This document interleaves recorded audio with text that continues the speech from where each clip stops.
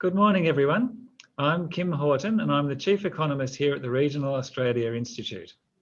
I'd like to begin by acknowledging the traditional owners of the land where I'm broadcasting from today, the Ngunnawal people, and pay my respects to their elders past, present and emerging. And I'd like to welcome any First Nations people joining us today. Today is our 7th and final Regions Rising webinar event for this year. We have a two-part program in our first virtual summit. In this first half, we're going to hear first from Professor Andrew Beer, who will take us through his latest research on economic specialisation and diversification in Australia's mid-sized towns. We're launching Andrew's team's report today, and he will guide us through the main findings and implications for regional leaders. In the second part of this morning's session, after a short break, we're delighted to host the Minister for Regional Development, Regional Health, Regional Communications and Local Government, the Honourable Mark Coulton, with an exciting announcement, along with David Robertson, the Head of Economic and Market Research at Bendigo Bank, and Gavin Williams, NBN's Chief Development Officer, Regional and Remote, to tell us about their latest program for lifting regional Australia's business performance. Joining Andrew today is Susie Bauer, who's the CEO of Bell Bay Advanced Manufacturing Zone in Tasmania, a great example of a cluster of specialised energy and manufacturing businesses that have really come together to pool their skills and resources and build a solid foundation for the Bell Bay and Georgetown communities. Susie will share with us why the businesses came together and what they are achieving. You should have received a link to view their bios in the reminder emails from Zoom.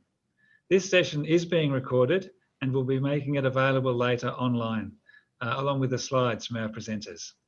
We're also streaming to YouTube Live for those that can't access Zoom. There are some media on the line today as well. Also, please remember to get vocal on social media using the hashtag RegionsRising, and you can tag us on Twitter at RegionalAus. Before we get into it, I'd like to take a moment to acknowledge and thank our Regions Rising National Series sponsor, Bendigo and Adelaide Bank, and their charitable arm, the Community Enterprise Foundation. Without them, we would not be able to continue delivering these free webinars, which I think have been really valuable in keeping us connected. I'm looking forward to hearing from the bank's David Robertson in our second session today, as he has some fascinating insights on the state of the economy nationally. So thank you to Bendigo and Adelaide Bank for their continued support and commitment to regional communities. Today, we will have time for Q&A after our guests speak. You can submit your questions at any time through the session using the Q&A function in Zoom.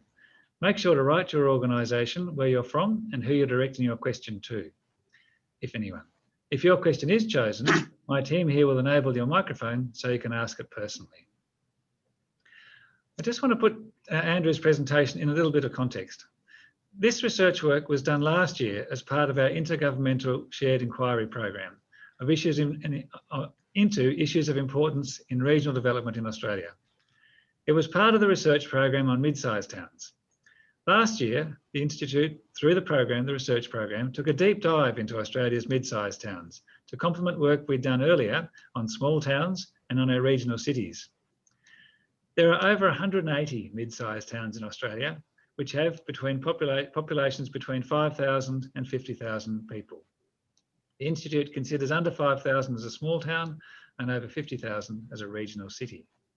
Mid-sized towns are a very important part of regional Australia, and the issue of diversification or specialisation is a critical one for the leaders in these towns. While the topic sounds like quite a mouthful, we're addressing a question that facing most of you as regional leaders. What's the best way for my community to build economic resilience? There's a very common thread in our discussions at the moment around the desire to diversify, to try and avoid the perils of another drought, a bushfire, or a COVID-induced stoppage of visitors. This research, Andrew's research, shows us all what's actually happened in Australia's mid-sized towns over the last decade. It shows us which types of towns have grown along each pathway, diversification or specialisation, or a mix of both. And it has some very clear findings and implications, showing the types of places that should be thinking about one path more than another. Importantly, it also shows us how the pathways need to be different for different places. So a national industry-wide transition strategy such as we had with textiles, clothing and footwear and the automotive industry, is no longer the right recipe. Our economic transition support needs to be able to vary from place to place.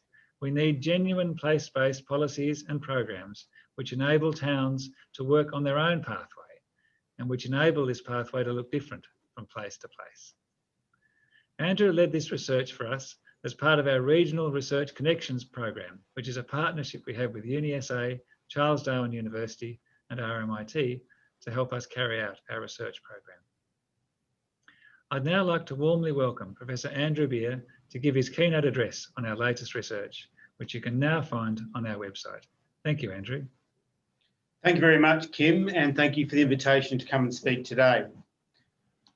As I address this topic, I'm mindful of the contributions made by my collaborators on this project, and I'm also mindful of the contributions made by many others who participate in the project, including economic development practitioners. Because today we're looking at a long-term issue in terms of understanding the economics of places, the economics of nations, and the economics of regions. The world is a very big place, as we know, and there are many economists and many researchers who have written on the topic of specialisation versus diversification. And it's important to reflect upon that. It was the 18th century economist, David Ricardo, who was the first to argue that places, specifically nations, need to specialise their economies in order to drive productivity. Indeed, a lot of our economic strategy as nations today, including the opening up of borders, is based on that fundamental insight derived from Ricardo's work on textile production in 18th century Britain and wine production in 18th century Portugal. But as with all ideas, these are contested. In the 1970s, Nobel laureate Simon Kuznets argued that a country's economic growth may be defined as a long-term rise in the capacity to supply increasingly diverse economic goods to its population. And if we could move to the next slide, please, Nina. So he argued, contrary to David Ricardo's views, he argued that in fact, economic development was associated with an increasingly diversified economy, not a specialised one. More recent work, however, suggests that it's actually a U-shaped curve. If we start off from a base condition, economies tend to be heavily specialised. As they develop and as per capita incomes rise, they become more diversified, and then they rise again as they become specialised again. That's a fascinating insight, I think, but it's an insight that really relates to nations as a whole. And the reality is, mid-sized towns in Australia, regional cities in Europe, etc., aren't economies of the same nature and complexity as nations. So this is an issue that remains really live in terms of academic debate. In terms of what people argue, often people argue that there are important impacts in terms of whether an economy is it needs to be diversified or specialised. Some people argue that there's an impact on resilience. It's argued that places need diversified economies in order to be resilient. This line of argument suggests that if you depend on one or two industries alone, what you find is if there's a shock into that industry for whatever reason, drought, change in terms of trade, labour force issues, etc., all of a sudden that industry declines and the place suffers an enormous shock. The argument is you need a diversified economy so you don't get locked in to one industry or employer. And bigger centres actually have an advantage, it's argued, because larger urban centres are naturally much more diversified because they simply have more people, more jobs, more employers. There's a contrary argument, of course, because this is academic life we're talking about and policy development. It's often argued that there's a productivity benefit, and the productivity benefit is associated with specialisation.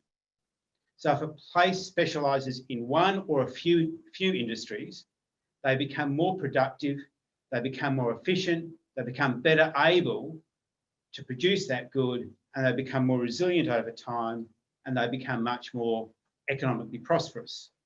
And fundamentally, Michael Porter's ideas around industry clusters and many of the other ideas that we commonly subscribe to in economic development globally are associated with this insight. The key point being, do one or two things well and grow. There's also a question around sustainability. It's increasingly argued that as we look at a climate change affected world, as we begin to question the carbon footprint of activity, that if we have diversified local economies, they're going to be more sustainable because goods are going to be obtained locally and the carbon footprint will be lowered on those activities. Diversification can also add to social sustainability by creating opportunity for existing businesses, including farms, to have a portfolio of activities that they can make use of to sustain their incomes. So if you're a grains farmer, but you also run, for example, a farm stay accommodation, you're a more sustainable enterprise, you have a better future in the medium and long term because you're not relying on one income stream. A fourth perspective argues around dynamism at the local scale. So it's argued that in diversified economies, you're more likely to see entrepreneurs arise because in diversified economy, there are lots of niches, if you like, lots of little bits where people with great ideas can develop those ideas and begin to exploit them. Whereas in much more specialised economies, there is only one industry. They might be efficient and productive in that industry, but people who want to innovate in, let's say, tourism and leisure services might find few opportunities available to them in a coal mining town or in a grain producing town, etc. So it's argued that there's more dynamism in the economy if it's a diversified economy because there's more opportunities for green shoots to sprout. And the final argument around this line of thinking is that there's an issue around inequality. So some have argued that in highly specialised economies, labour market outcomes tend to be more unequal or unfair because there are fewer opportunities for people. That is, if you don't find employment in a major industry, you often don't find employment. And mining industries might be, mining towns, mining centres might be a good example with that, where historically, if you didn't meet the profile they were looking for a miner, you didn't find employment and there were fewer other opportunities available to you. So this is a hot issue. This is an issue that remains open to debate amongst policymakers and remains open to debate amongst academics and practitioners. And to be honest, this is an issue that does actually inform a bucket load of the policies and economic thinking that we see across Australia, across the European Union, and across other parts of the developed and developing world. What do? Do we become more specialised or do we become more diversified? So now I want to turn to talk about our work. So our work was undertaken using the 2016 census, and we examined about 180 urban centres of the population 5,000 to 50,000 across Australia. We used the 2016 census boundaries and we looked at three key determinants or indicators of whether a place is growing or not growing. We looked at population change, we looked at labour force change, and we looked at change in wages as a measure of economic value in the economy. And we did this quantitative work in two stages. Stage one looked at the economy of these towns in total, while stage two broke it down by industry. So I'm now going to give you, if you like, the headline findings, which I think have been made available by the Regional Australia Institute, and I thank them for that. So overall, the analysis with the urban system and the ways in which industry structure and local conditions shape growth leads to a number of what I refer to as headline conclusions. And these are the 4 or 5 or 6 points that I would offer up to practitioners and policymakers if they're the only thing they're going to concentrate on. So the first thing is to acknowledge broader context. So the performance of urban centres clearly varies over time in line with broader economic conditions, including, in the case of the mining industry, global demand for mineral resources. So clearly, broader economic conditions have an enormous impact on the well-being of the places we're talking about. So that is, in many respects, an evident point, but one we shouldn't lose sight of.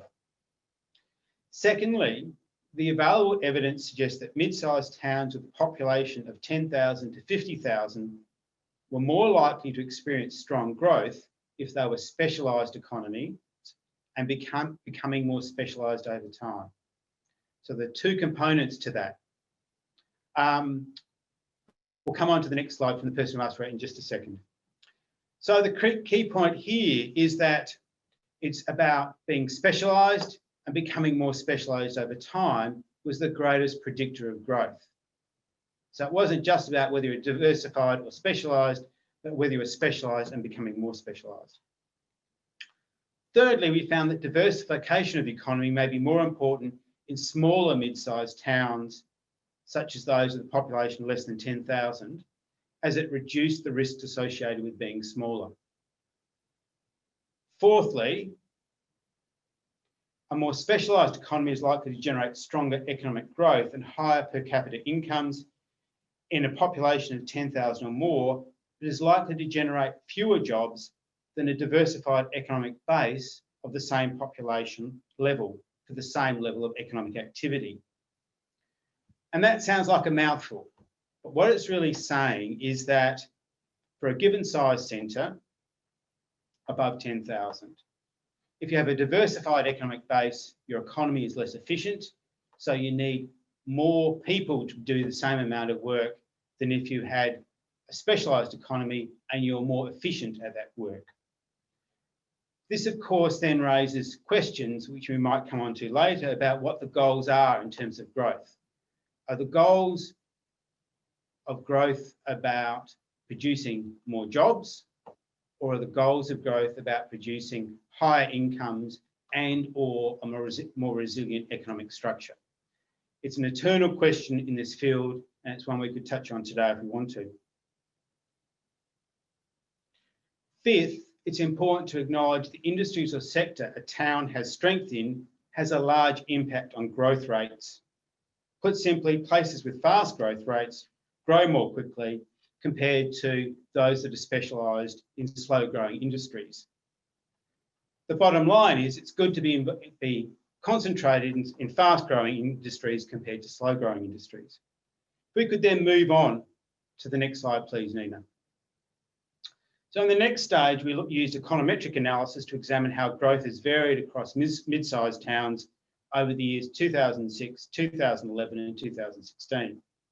We controlled for the influence of several variables such as population density, location and access to human capital, and we came up with some findings. Specialisation has a positive effect on population and labour force size, but a negative effect on wages. Diversification has a negative effect on wages overall, and moving to related industries, what we call related variety, but are really industries similar to the industries that you've already got, has a positive effect on population and labour force size. So in many respects, what we find is it's not a really simple dualism between specialise or diversify. It's about building on your strengths is the real question. And in the figure that's now presented on the slide deck, what you see is that some industries get best benefit if, in fact, growth takes place in industries that are similar to the ones they're already specialised in, but not exactly the same. So, for example, if you take manufacturing, further specialisation in manufacturing is beneficial, but you also see a beneficial impact if you move into related fields such as energy generation or transport, for example, as a benefit. So these are some of the ways in which we can see benefit over time. Actually, I'll come back to that later.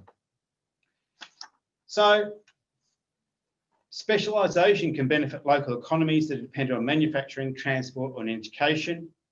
Moving to very different industries can insulate local economies that depend on sectors especially prone to volatility, such as mining and manufacturing.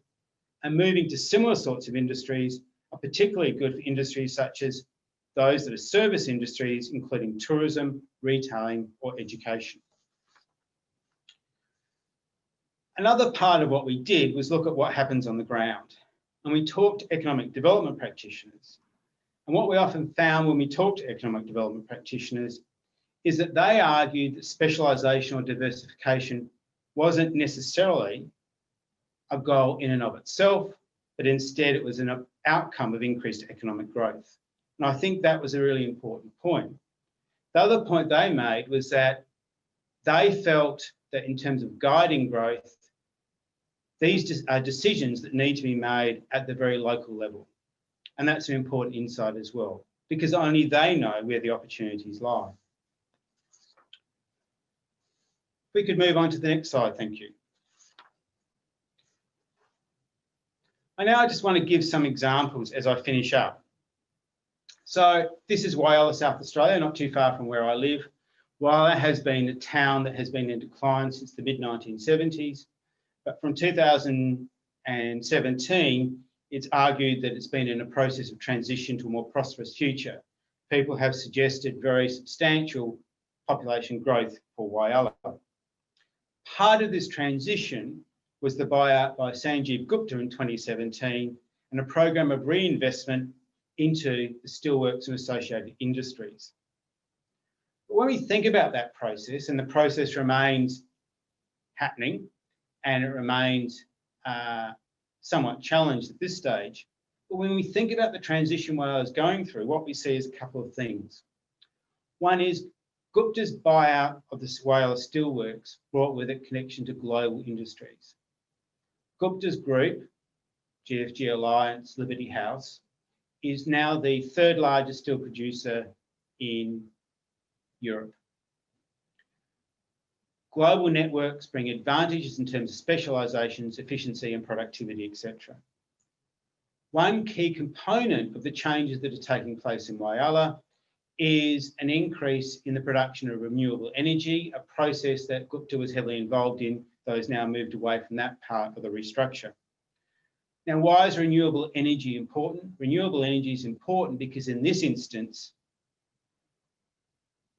1/3 of the cost of steel production is actually made up in electricity costs. So if you need to control your cost to boost productivity, which of course you should do, making this sort of transition is very important. So this transition makes use of abundant natural resources, sunshine, human infrastructure, electricity transmission capacity, and inexpensive land to move to what could be and should be a more productive future. So it's a good example of what we refer to as related variety. If we move on, if we look at Mount Gambier now, next slide please, Nina. If we look at Mount Gambier now, beautiful part of the world. I've just holidayed there not too far in the distant past. It's an important regional centre, now South Australia's largest city, but it's a place with very low rates of population growth and has a very mixed industrial structure. It is a very diversified economy. It has retail, community services, health services, government services, some tourism and some transport. So if you think about Mount Gambier, the question we would ask based on the work we've done today is, or presented today is, well, where should they go? What should they be doing? On balance, they should be looking to specialise and concentrate their resources in growing one or two industries. But which industry to move to? What infrastructure should they redeploy to get growth to happen? Well, we've already identified that service industries benefit from both of different but related industries. And as Mount Gambier is already a service industry town, potential candidates would include those parts of the economy which are already tied to global and national markets and are part of the service sector. So education and tourism, to my mind, would seem to be the most likely outcomes or the most productive outcomes in terms of a refocusing of the economic development efforts. And if we move on to the next slide, please, Nina. Finally, we take the example of Hay, New South Wales.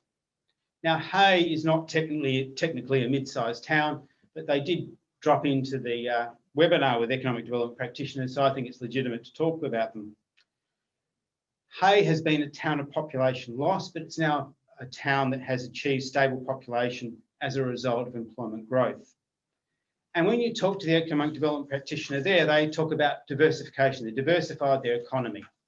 They've become much more diversified in what they do. But in detail, what they've done is they've moved out of pastoral activities alone into things such as cotton and some irrigated annual crops. They're also investigating other crops that they could move into, including those based on trees, including fruit, for example. But when we think about it in the terms of the analysis that we took, this is really a story of specialisation. It's a story of further specialisation in agriculture and the transfer and reuse of skills already developed in primary industries to further the town's growth, using exactly the same resources and infrastructure they've always had in the region. So to move on, in conclusion, it's important to acknowledge that every place is different and every place has its own set of opportunities and risks. There is no one-size-fits-all solution out of this research. There never was going to be. But the analysis is clear. Mid-sized towns are likely to have a better future if they specialise, and most importantly, if they build on their strengths. That's a clear outcome. It should inform economic development strategies across regional Australia. A manufacturing town that moves to energy generation or the transport sector makes sense. Attempting to become a tourism centre simply does not. Specialisation does carry risks, especially in volatile, trade-exposed industries such as mining. But in the long term, specialisation produces a more robust and productive economy, more likely to see out the low points in the economic cycle while benefiting from the high points. Thank you very much.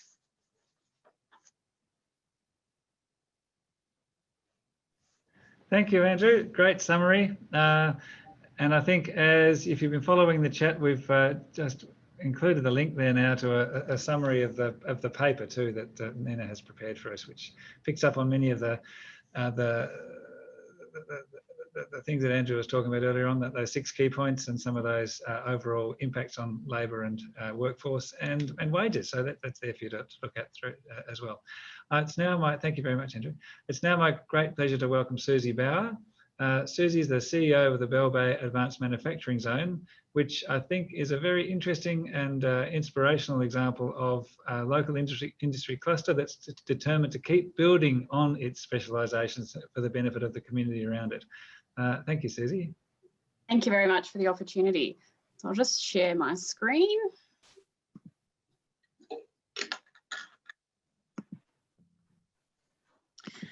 So we're a little bit, when I first started in this role, we would probably be looking very much at a diversification strategy.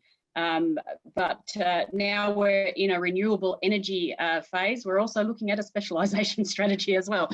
So it's interesting. We're a little bit of both. And you're quite right, Andrew. It's horses for courses, really, isn't it? Depending on what community you actually live in. So just to give you a little bit of background about Bell Bay Advanced Manufacturing Zone. So we're in Tasmania. We're in the northeast corner of Tasmania in a town called Georgetown. That has a population of around 7,000 people. We are located about 40 kilometres from Launceston, which then has a population of just around, including the outskirts, around 100,000. So we're not far, and it's, of course, because we're an industrial site, mainly, and it has been there for 65 years as an industrial site at Georgetown, or Bell Bay, which is about 2 k's out of Georgetown. The road network is very good between Launceston and Georgetown. So the reason that this group was actually formed, so we have, and I'll go into some of the businesses that we have in our membership base, but two of the big ones are Bell Bay Aluminium, which is actually owned by Rio Tinto, and that employs around 500 people. And obviously, as the name suggests, they produce aluminium. We also have another company called Temco, which is currently in transition. So Mr. Gupta, who is part of Whyalla, has just bought Temco, and they employ around 300 people, and they produce manganese. So, and then our third largest employer is Timberlink, obviously in the forestry area, and they're 180 FTEs. So with those three, it's quite a large representation of over half of the FTEs that I represent and the businesses I represent. So back in 2015, as with any of those large corporations that rely on global economies and global pricing, you never know whether they're safe. So Rio, at one time, there was going to be a closure of Bell Bay Aluminium. And this sort of sparked the general manager of Rio at the time, or the Bell Bay Aluminium plant, to say, well, my goodness, we've been here at that stage for just under 58 years. What is our legacy to our community and to the Georgetown community if we were to close? And this got everyone thinking, and an economic development group formed in 2015. And it was basically just an expression of interest was put out to every business in the Bell Bay area. And 12 put their hand up and said, look, we want to be involved in a collaborative model of what can we actually do to diversify our businesses and make sure that if the worst case scenario does happen and Rio or Bell Bay do close, that we can actually still manage and still exist. So because most of these businesses have developed off the curtails of those larger corporations, and they've also been there for 30 or 40 years as part of that supply chain. So the group formed in 2015. It wasn't very long after they formed it, they realised they've all got full-time jobs. So a lot of their brilliant ideas they couldn't actually implement. So they looked at the idea of putting in a paid position. Now, they approached the Tasmanian government for a paid position, and the proviso back from the government was, we'll put our hand in our pocket if industry put a hand in their pocket and actually be part of the solution as well. So it was actually a combination of a paid position that was actually a third paid by industry, a third by the state government, and a third by the local government area of Georgetown. The project officer, which happened to be me at the time, was appointed in 2017, and I worked up to 22 hours per week for a couple of years. This year I've actually gone full time, and we've also now just become a company, and I'll talk about that in a little bit because we've actually done that through a COVID environment, which shows the confidence of the business and the area of Georgetown in our future. So if I give you a look at the motley crew, there's some of our CEOs. One thing that was extremely important to us when we have our membership base is that we are represented by our members either at the CEO level or at a director level, so that the decisions can actually be made. So when we come together for meetings and when we want to look at projects, we can actually make some of these decisions. So as you can see, there's still a little bit of a skew there towards a male dominated area there. We only have one female CEO at the moment, but that is changing and starting to, again, it's a very traditional area. So if we look at those companies there, you'll see the first three I mentioned, which pretty much have the majority of the FTEs. And then we have very small and medium companies after that, that make up some of the businesses that I represent. They are a mixture of engineering companies, electrical companies, construction companies, etc. Then the government part, I guess, is where we have our other membership. So we have the Coordinator General for Tasmania represented on our committee. We have representation from Georgetown Council, City of Launceston and West Tamar Council, and I'll explain why it's important that those three councils are actually part of our membership base. We have the Regional Development Australia Tasmania, we have Georgetown Chamber of Commerce, and we have Tas Ports and Tas Rails as part of our structure as well. If we look at some of the facts around Bell Bay, so in Tasmania, 59% of all Tasmania's manufactured exports are actually out of the Bell Bay area. And approximately all those businesses that I indicated, I exclude the government entities, but the businesses are around 1,300 FTEs in those 16 businesses. And why are those three municipalities important to us? Because essentially that's where the people live. So the people that work at Bell Bay, actually a third live in Georgetown, a third live in the West Tamar area, and a third live in Launceston. So it's important for those economies that we have that alignment, I guess, of what's happening in Bell Bay, because it's all very important to those other municipalities as well for their survival. So what have we actually managed to achieve in the last couple of years? And I'll just pick out a couple of these projects. So one of the main things that we looked at to start with was around joint procurement. And we looked at many things. So we looked at fleet, we looked at PPE gear, we looked at flights, and we looked at training. The only one that I could get any agreement from all of those businesses was around the training element. So PPE was just too hard. There were too many suppliers in the market. They had too many, long-term relationships, etc. So that was a no-go. Fleet was all over the shop. Some leased, some bought, some changed over after 3 years. Some never changed over until the car died or the vehicle died. So again, a little bit difficult to manage that one. But the one thing that came through very clear was your basic training. So, you're working at heights, working in confined spaces, CPR, first aid training. So we actually did an expression of interest out to providers, and we looked at, and we now have a preferred provider in regards to that basic training. That actually affords, because of our critical mass of the area, a 33% discount in training. And for a lot of our members, and even our top level members, that actually, just that one initiative actually pays for their membership to be part of Bell Bay Advanced Manufacturing Zone. So they've already, getting their money back, and that value proposition. As we know these days, if there's not that value proposition, why would you join? Why would you pay? And why would you contribute? So some of those, that's very clear in that one initiative around joint procurement, that's helped with that value proposition. We went through a branding strategy, so I won't go too much into that. The next one example I'd really like to give, though, is the establishment of a brand new company. So we have the establishment of what we call KEEN, which was the Key Education and Employment Network. So Bell Bay Aluminium actually came to us as a group and said, look, we've got this problem. We need skilled labour at short notice. We go to labour hire companies and they provide us a person, but not the skill base that we need to actually do the job. And they said, through the engineering companies in particular, who we know have those skills in this group, could you actually supply those people to us when we need them? So when we have sick leave, or we have annual leave, or long service leave requirements. And we said, well, how many FTEs do you need? And they said, about 8. And we thought, there's 5 engineering groups, and we thought amongst the 5, they could actually probably manage that quite easily. But then South 32, which is Temco, said, well, actually, we could actually utilise something like that as well.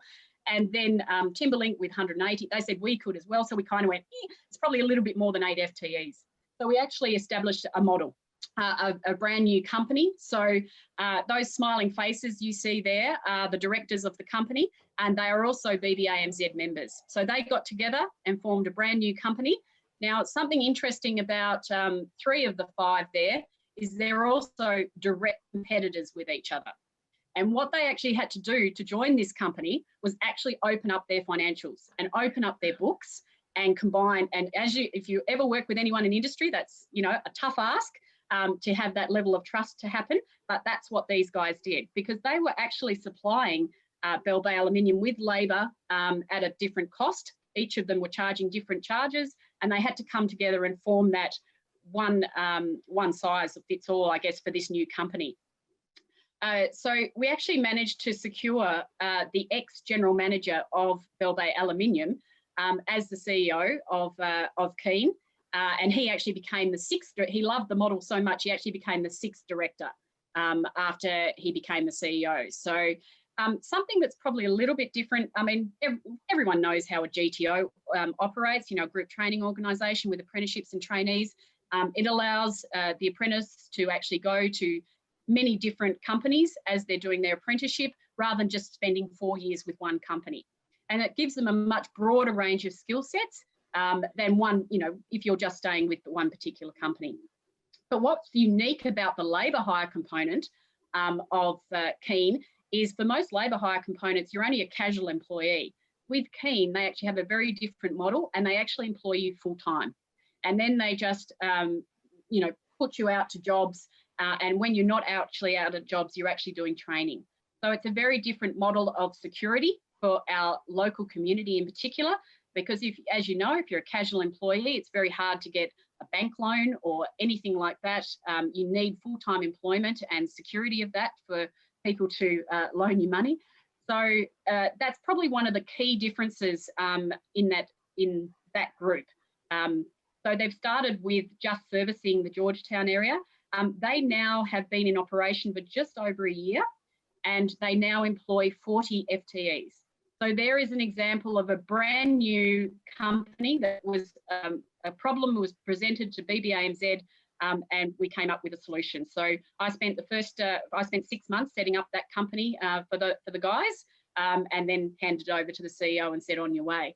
And he's made a great success of it since. So that's one example of I guess, another diversification, if you like, of what they were doing and utilising in the area. They've also expanded to the rest of Tasmania and not just the Georgetown area now, where they provide work. We did some Commonwealth funded employment trials for long-term youth unemployed. We did get one apprentice out of that. The interesting thing about that was the apprentice herself, without that Commonwealth funded employment trials where they actually do an internship, so they do an internship for 4 weeks. If that individual, she was 19, she wanted to be a Boilermaker welder. She had applied on numerous occasions to the traditional way of doing an apprenticeship, and she kept getting refused because her maths wasn't up to scratch. But what happened with her doing a internship was that she was able to prove all these other skill sets that she had to the employer. So she had a great work ethic. She had very good communication skills. She was a team player. And so at the end of the 4 weeks, Roger, which is pictured in there with the beard, he actually put her on and gave her the opportunity, and she is now into that apprenticeship. She's into her 2nd year. She's as happy as a pig in mud at being able to actually get on with something that she's passionate about and what she wasn't able through traditional means to actually get into that field. Although I did visit the business about 2 months ago, and I said, oh, how's Brianna going? And I was told by the business, oh, my goodness, she's not doing enough work. And I said, oh, what do you mean? And they said, oh, all the guys keep going to her for relationship advice. And I said, oh, right, well, okay, well, that's your problem, guys. You know? So it's certainly changed the workforce and the workplace, which is, for many in, you know, small country towns, quite traditional still in manufacturing to be quite male dominated. We have been successful with some funding. I'll go into a couple of those. And in 2019, we did win a national award for regional growth. In relation to what we've been up to this year, so as I mentioned, interestingly enough, after 2 years, we actually had moved to a board structure. Now, this decision actually came through COVID. So it's a very brave decision still that the board and the confidence that the businesses have to move to a board structure and become financially independent through COVID. And that's exactly what they've done. And we have never really gone out and sought membership, but I will be now. So we'll be on a bit of a growth strategy because we need to look at our financial sustainability. We have done some signage strategy.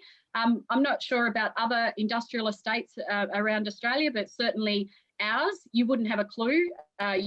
There's a roundabout on the main road and you turn left, and then if you go left, you'll see this great big industrial site, but if you go, you wouldn't even know it was there. You could quite easily drive past it because it's all tree lined and you can't really see it from the main road. So we're putting some signage up to actually, you know, modify that and make sure that there is a presence and a level of pride too about what we achieve in northern Tasmania from a manufacturing base. We're looking quite a bit in the upskilling and training area. That's a lot for our, I guess, our future proofing, I guess, of our skill sets and our workforce in particular. The AFL lights at the Georgetown Ports Complex. So part of our strategic plan for BBAMZ is that we actually want to give back to the communities that we live in. as businesses. So we actually partnered with the Georgetown Council, and they received a grant. It was a $300,000 project to put these lights up. They received a grant for $200,000 from the Commonwealth, and the BBAMZ have project managed that for them and have actually put $110,000 of in-kind into actually those lights. So they've done all the footings, all the electrical work, all the installation, and they've done that free of charge for the community. And so we want to make sure that we are putting back into our communities and doing this on a regular basis. And it also perhaps challenges local government a little bit, may I say, with some procurement and different areas that we can look at, that the first word out of the general manager and the mayor's mouth at Georgetown is yes. And then they do this, like, you know, duck-like underneath going, now how do we make that happen? So I'm very, very fortunate that I have very proactive people in local government that are wanting to work this closely with industry, and we can see what sort of benefit that can actually have for the community. This year we've been successful also in obtaining a Northern Workforce Development Facilitator position. So we have that for 3 years, and that's really around some of the hidden job market. So for Northern Tasmania, 40% of the jobs are not advertised. So this is really to look at that hidden market for people. A lot of people in Tassie, you know, if they're looking on Seek, they just won't see any jobs because they're word of mouth, they're introductions that you make. So it's a very networked place. So if you don't have those networks, you will find it extremely difficult to find the jobs sometimes that you're looking for. So we have this position in place that will help with that, and not just the manufacturing, it will also cover agriculture, tourism and hospitality, and the aged care sector. So it works over 4 different sectors. We have, I guess, an area of training and assessment qualification for industry, and this is really about growing our own. So this is about being able to train and not have to rely on other bodies to come to Georgetown to train or skill our staff. So we have this, sometimes it's quite difficult in Tasmania to get the RTO or TASTAFE to actually come out to, even though it's only 40 minutes from Launceston, come out to Georgetown to do that. So we're having a concentration now at the moment. I think we've got 4 people from Rio being trained up so that they can actually take on some of that training and assessment qualification for industry. We also started some business breakfasts. In particular, they've been quite successful for our members. So it's really just about, again, value adding for your membership base.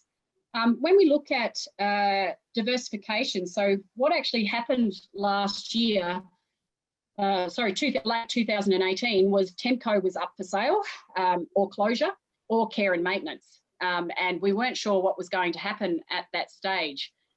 So a lot of businesses got quite nervous again because there's, you know, quite a big supply chain that goes into Temco. At the same time, about a month later, Bell Bay Aluminium actually changed the way that they do their tendering and their procurement. And what had been mostly, and some might be horrified by this, but they were handshake deals for 30 years of supplying materials, now had to go through a formal process. This was quite scary for a lot of our businesses because they've never actually had to write too many tenders. Some of them had 90% reliance on either Bell Bay Aluminium or Temco for their incomes, but to manage their businesses. So we did some tender training with our businesses. We found that I don't think there was a single one that was actually what I would call tender ready. As you know, about 70% of a tender is very, is basic information and stuff that you need to have for, work health and safety and all of those sorts of compliance issues. And then your 30% is, your pricing and all of that sort of thing that goes into different tenders. So we're able to get our businesses up to now being tender ready, what we called that. And since they've actually had that training, they've won about 4 different contracts now for tenders that are actually outside of Temco and Bell Bay Aluminium. And so they've actually really diversified through that training on where they actually gain some of their business from. A big one for us, obviously, is investment attraction. So we're fast becoming hydrogen hub, I guess, if you like. So it was only announced yesterday from the Tasmanian government that there are 2 feasibility studies that have been funded through the government, one for Origin Energy and one for Able Energy. And that's for 2 lots of 100 watt hydrogen. One will produce green hydrogen as ammonia plant, and the other is for export as well. Apart from that, so they were the 2 that were funded, but Fortescue is also looking at putting in a 250 megawatt hydrogen plant at these are all at Bell Bay. And Countrywide and Woodside, who've partnered, are also looking to set up a hydrogen plant for export next year as well. So from a specialisation point of view, this is something that we've really had to pivot to. It's brand new tech, as everyone knows, it's a brand new energy market. We're not really sure what we're doing still from a specialisation training point of view, because there is no training in this at the moment. There's no accredited training, there's non-accredited training, but nothing, and that will take 18 months to happen. But we do know that some of the skill sets that you need to work in our industry, we are able to upskill to get them where they need to be to work in the hydrogen industry. So we're now working with our existing workforce to look at those upskilling areas that they need to work in this brand new industry that's going to be quite big for Tasmania in particular. We work obviously very closely with the Coordinator General's office for a lot of these different projects. So there's another project too at Rio. So, sorry, I keep going Rio, but Bell Bay Aluminium have a waste product called red dirt. They have about a 20-year supply of it at the back of Bell Bay Aluminium, just sitting there. There is a new company called Coulton that have actually found a use for this waste product and can make quite good money by extracting the minerals from that waste. And they are looking at setting up here in 12 months' time as well, and they'll be employing another 120. So when we look at the hydrogen future and some of the others, we have around 500 FTE jobs coming to little old northern Tasmania in Bell Bay. So my poor northern workforce development person, she only started in September, and in her first week we had 2 hydrogen proponents, and she freaked out afterwards. She said, where am I going to find all these people that we need for these future industries? But I was like, well, at least that's a good problem to have. So just a couple of take-home messages to wind up. Trust and collaboration, you know, it is something that gets flouted around a lot, I guess, but, and I won't say that it was easy to get those businesses on board. It probably took 7 months of my time for them to trust me. But by gee, now that they do, now we have that relationship, and now I have that trust with those businesses. Whatever I put up to them, they're like, yep, we're in, just tell us what we need to do. And so you know, once you've got that relationship, it is absolute gold. And what it can actually achieve for your, not only your local community, but for us, the Tasmanian community is huge. One of the other things is the importance of it being industry-led. That is why it's been so successful. It is supported by all levels of government, but government should not be leading these sorts of things. It is much more successful if it's industry-led, but supported by government. The one point of contact, that has been probably really, really handy for anyone, any proponents that are looking at developments. They come to me, I'm then able to, you know, share my networks and point them in the right direction. Who do they need to talk to at Tas Networks? Who do they need to talk to at Tas Water? Who do they need to talk to at, you know, Bell Bay Aluminium? All of those sorts of things. So that one point of contact has been extremely important. And I know if you've ever worked at a university, which I have, one of the biggest things that people keep saying is, where's the front door? You know, sometimes when you need to get into a university, who do I go and speak to? How do I engage? So that one point of contact has been critical. And I truly believe that this model is completely transferable to other industries and sectors, not just manufacturing.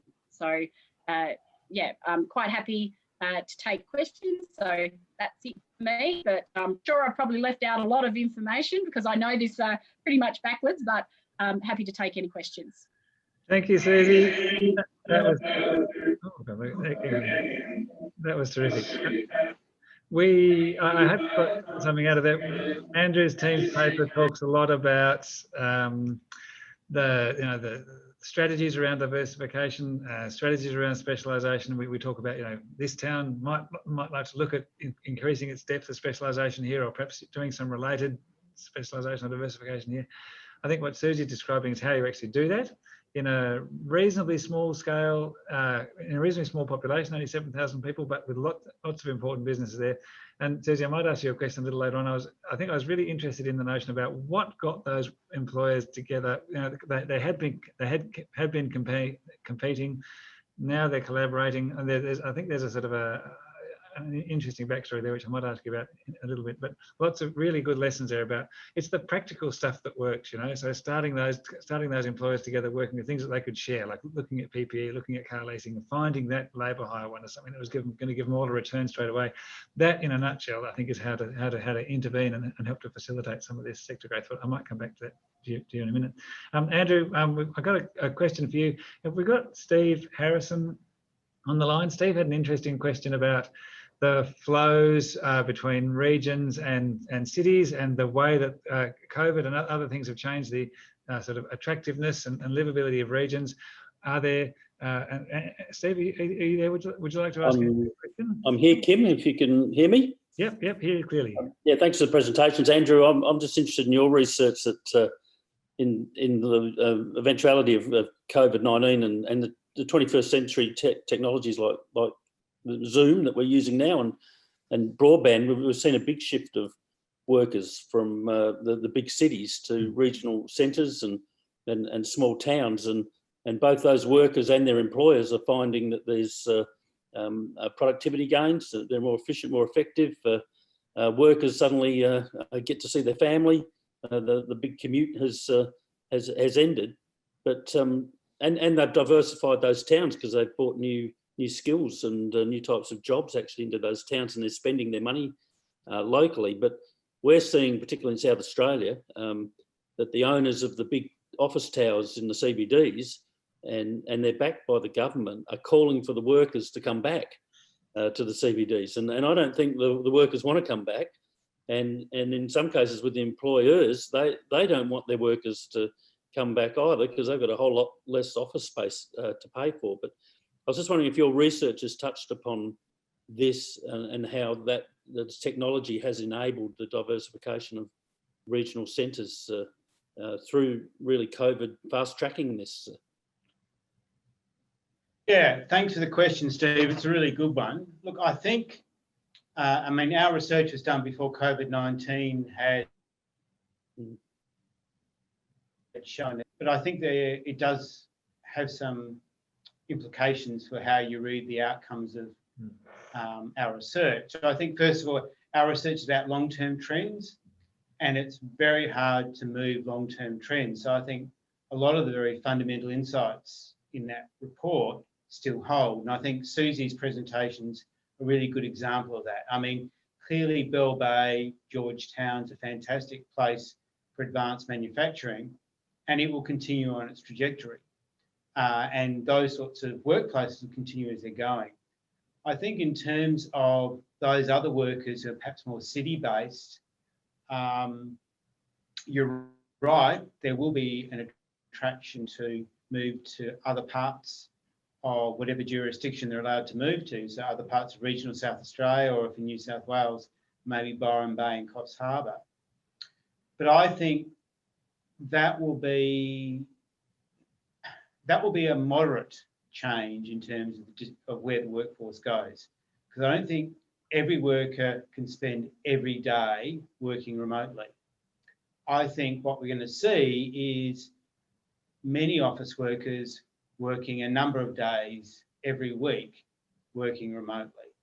And so that means that probably some of the less remote parts of regional Australia will really benefit from this, because workers will still be working in less remote parts of regional Australia and coming in when they need to for 2 or 3 days a week at the most, whereas the more remote parts of regional Australia probably won't get that benefit.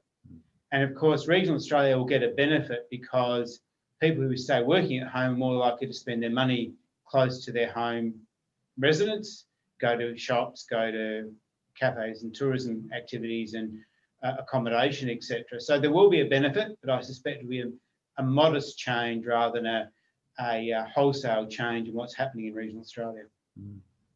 Thanks, Andrew. I want to stick with this worker topic for a minute. We've had a couple of questions on this as well.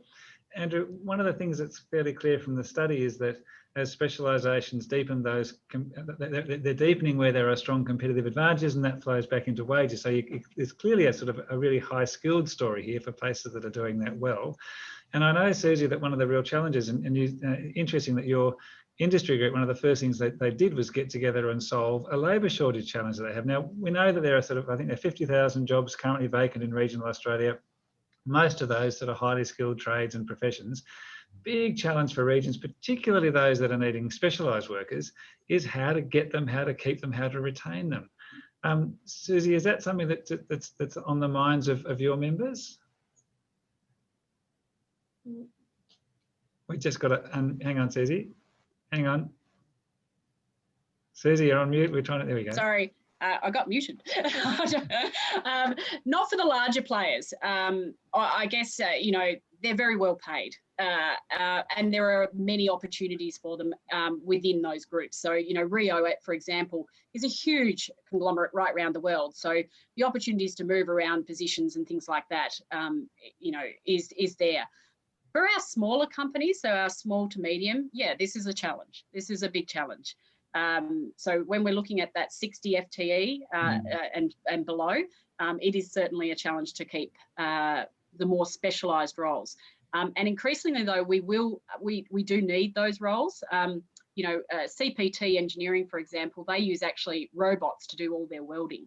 And so, you know, they need that expertise now compared to what would have been more a traditional, you know, rather than having a boilermaker welder trade, for example. So it's more the technical skills that, the technology skills they need than the technical skills. So yeah, so smaller businesses, yes, but the larger ones, no.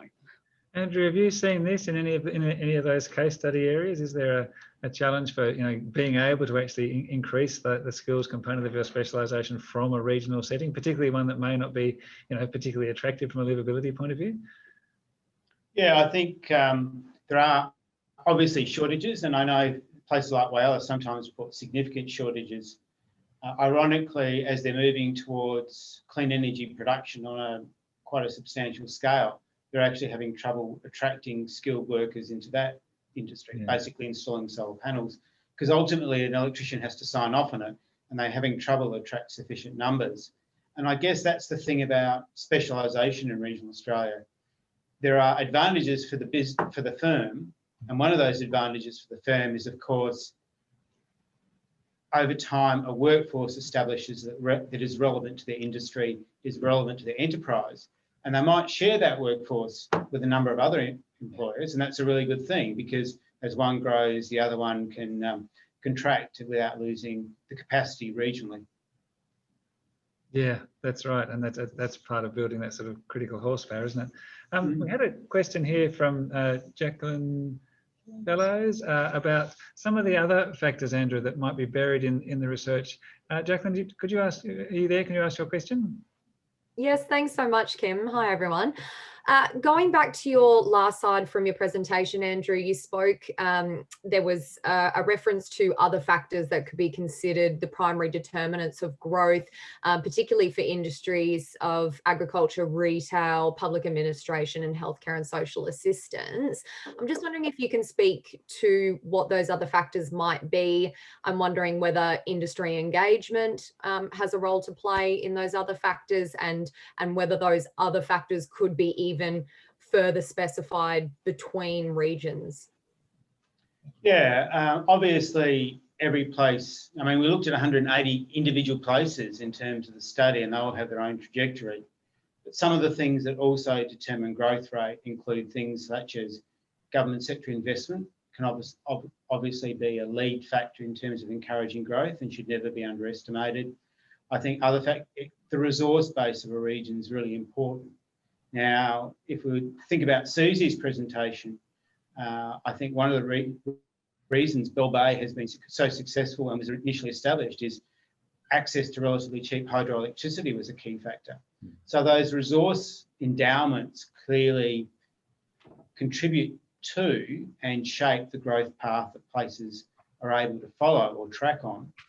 And that's why place-based approaches are really so important in terms of any conversation around economic development in Australia. So yes, there are some broad trends, and we've outlined them today, but also there's all those fine details.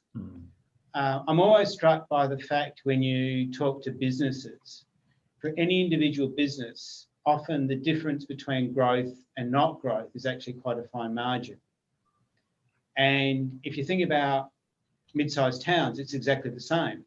Often the difference between growth and not growth is a relatively fine margin. It could be the presence or absence of a general practitioner, for example, affecting travel behaviours. It could be the history of that place. It could be relative location to some other centre which is also growing at the same time. So there's a whole bunch of other things that are going to shape growth. And really, economic development practitioners like Susie, working on the ground, are best placed to understand how they're going to be used to the best advantage. Can I pick that point up a bit? I was going to ask you both, because you both have a lot of experience in this field, and start with you, Susie. What advice would you give? What lessons have you learned about how to sort of kick off and how to sort of build on what might be a rather sort of tentative interest in perhaps collaborating and working together? Because there seems to be the nucleus of any sort of successful local specialisation program seems to be getting a willingness for people to work together. Have you got any lessons learned or any suggestions for people who are starting to think about, I need to do this in my place, but where do I start? What would you suggest? And I might ask you, Andrew, to follow up. It's always a difficult one, isn't it? But crisis is always the main fear. Is a great motivator for many. And, when you've got different businesses that have been there for 65 years and 60 years, which is Temco and Rio, and they might close, the fear and the complacency that you've had because you might have had an agreement for 30 odd years with that particular business, and all of a sudden it might be gone. And what are you left with, and what do you do? Interestingly enough, though, a lot of those businesses that I work with have actually started around the same time as well. So they've built their own relationships together, and that I guess they'd built some level of trust with each other, but they still were a little bit guarded, and they just needed that I guess third party to come in and build those relationships and know that they could be really honest with me about their business, and I wasn't going to share it with the person next door, what their annual turnover and what they charge out rate at that for labour hire was, etc., etc. But then some of them end up doing that anyway. But it's about relationship building. There are no shortcuts, I'll give you that. You have to put the hard work in. You have to do it face to face. Very, very difficult to make relationships happen. I quite easily can pick up the phone now because I've got 3-year relationships with these guys, and they trust what I do. But it's also about delivering, so that so many times you cannot and you will not get another chance with industry if you do not do what you say you're going to do. Yeah. So if you want low-hanging fruit, you find the quick wins, you build the the trust from there, and you deliver what you say you're going to deliver. Yeah, great suggestion. Andrew, what have you seen? Any suggestions from you? Yeah, I'm going to be a bit controversial here, Kim, and disagree with Susie in one respect, and that is I don't necessarily think a crisis is always the trigger for coming together and working to a better future. I've seen too many examples of where there's been a crisis and places have just failed. Yeah. So Whyalla, for example, used to be South Australia's second largest city, have a population around 28,000, 30,000 people. It's now down to around 20 and have one crisis after another. They haven't always, the crises haven't necessarily resulted in good outcomes. Yeah. So I don't think crisis is the key. I think what's really important is a shared vision. And I think Susie sort of touched on that in her opening remarks in her presentation, where she said Rio Tinto might have been about to walk out the door, and someone, the CEO, had a vision about, well, what has been our legacy, and had a vision about creating a legacy. And obviously other people came together. Sometimes the crisis makes that conversation a bit easier, but I don't think the crisis itself actually is a trigger or a pathway to success. I think the conversation is, the shared vision is, and that's where the journey starts. And then after that, you have to do the hard work and walk the talk. And I think what we've both seen is, picking up those early wins and using those as a platform for building further trust. And both of you have said very clearly it's got to be industry led. And what I like about Susie's early examples was it was all about things that were going to give a practical return to those members who are stumping up money very quickly. Now, I'd like to ask Andy Bray, are you there? A question, very interesting one, applying these same sort of thoughts to a new sort of investment opportunity for regions, which is around renewable energy zones. Andy, are you there? Yes, I am. Can you hear me? Yes, we can. Yeah, thank you. Yeah, well, in a way, this is, follows on from the last one, which was that a crisis can be a great motivator. In this case, it's a real opportunity, I think, in that a number of renewable energy zones, in fact 35, are planned for regions up and down the eastern seaboard. And 3 of those were just announced in New South Wales last week. And each of those ones will bring, what you could call an energy specialisation to those towns, similar to the one that Andrew described around Whyalla. But for some of them, they're not heavy industry towns. What up? Same shit, different day. Check when your mic's still on. Lol. And then I put that photo up of my. Oh, too good. Yeah, sorry. So I'm just getting to the question part of it. So I wonder, Andrew, could you reflect on how towns that don't have, those heavy manufacturing complementary industries might be able to make the most out of those kind of situations? Yeah, thanks. Thanks for the question, Andy. Look, you mentioned 35 locations up and down the eastern seaboard. I know Western Australia's gone heavily into hydrogen as well. I think Whyalla is getting into hydrogen, and the South Australian government's got a hydrogen strategy. I guess that does tell us that it's going to be a very competitive space.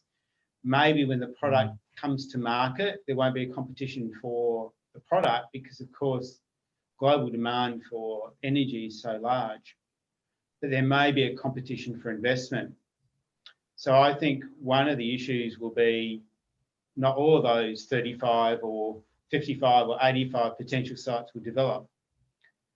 If they want to be successful, I think they need to acknowledge the sort of challenges we've been talking about today, and they need to be thinking about how they can develop their distinctive natural assets. So one site might have the best port, for example. Another site might have access to, let's say, virgin water, which might have an advantage in terms of production costs. Another site might have a cheaper price for electricity, or might be able to source all the electricity from renewable sources and therefore have a marketing advantage into some global markets. They're going to have to think about these issues, and they're going to have to think about the labour workforce issues. So I think this will be one of those areas where the successful places will probably both will have a first mover advantage, and there'll be also places that act with speed but not haste. So they get their planning processes, they get their industry engagement, they get their community engagement processes all lined up to ensure success, and they do that as deliberately and as quickly as possible, because it will be a bit of a race, I think.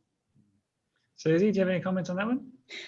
Yeah, definitely. I mean, we're very much placing ourselves in that competitive market, and as Andrew, Bell Bay has the port, it has the electricity, it has the fresh water, it has the road infrastructure there ready to go, and for other places it's totally green. You know, other places will also have green, but will they have enough fresh water is the question.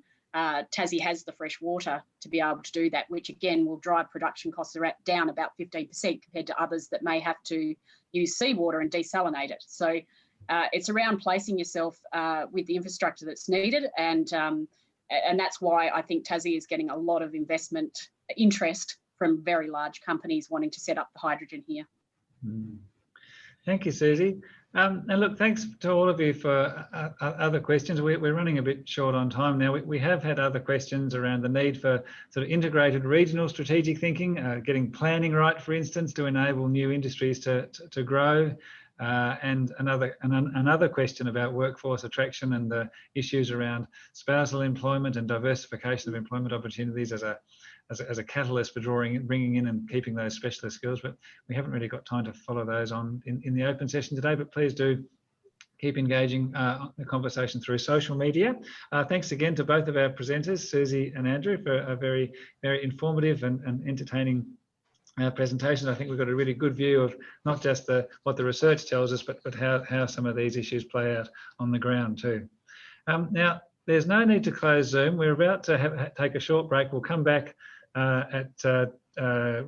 need to be ready to go at 12:50 for our session. So we're going to have a short tea break, have a stretch, move around a bit, get a hot beverage, and we'll come back here in about 5-10 minutes for the second half of our summit finale. We'll hear from Minister Coulton and David Robertson and Gavin Williams from NBN.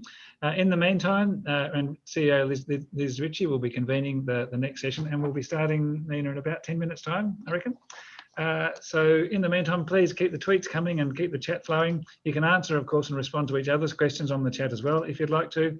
And I think Nina's put some links up on the website, both to Andrew's paper and to the summary that we've done. And we'll also put, I think, a link up to Susie's presentation, won't we, as well, for those that are interested. So thanks very much for what I've found a very enjoyable first session. And I look forward to seeing you again shortly, if not from this seat, from another seat. I'll be dialing in as a participant for session 2 in about 10 minutes time. Well, good afternoon, ladies and gentlemen. My name is Liz Ritchie, and I have the pleasure of being the CEO of the Regional Australia Institute. I'm also delighted to be your host for today's second panel session on the theme of regions doubling down or diversifying. I'd like to also again thank and acknowledge the Regions Rising series partner, Bendigo and Adelaide Bank, and the Community Enterprise Foundation arm. Their sponsorship of this series is so important and has enabled us to roll out Regions Rising throughout 2020 to be inclusive and accessible on this free platform. So we're incredibly grateful to our partners, and we've worked with Bendigo and Adelaide Bank for some time, and we know we will continue to into the future. So thank you very, very much for your support. Can I also add to Kim's comments this morning about ensuring that our participants are actively engaging with our social media platform, #Regions Rising. This is, of course, our last session for 2020.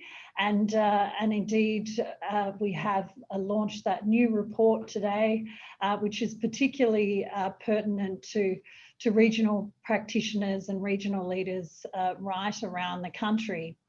I hope that you've all enjoyed this morning's session and that you have just taken an important and probably well-needed tea break as we prepare for the second session.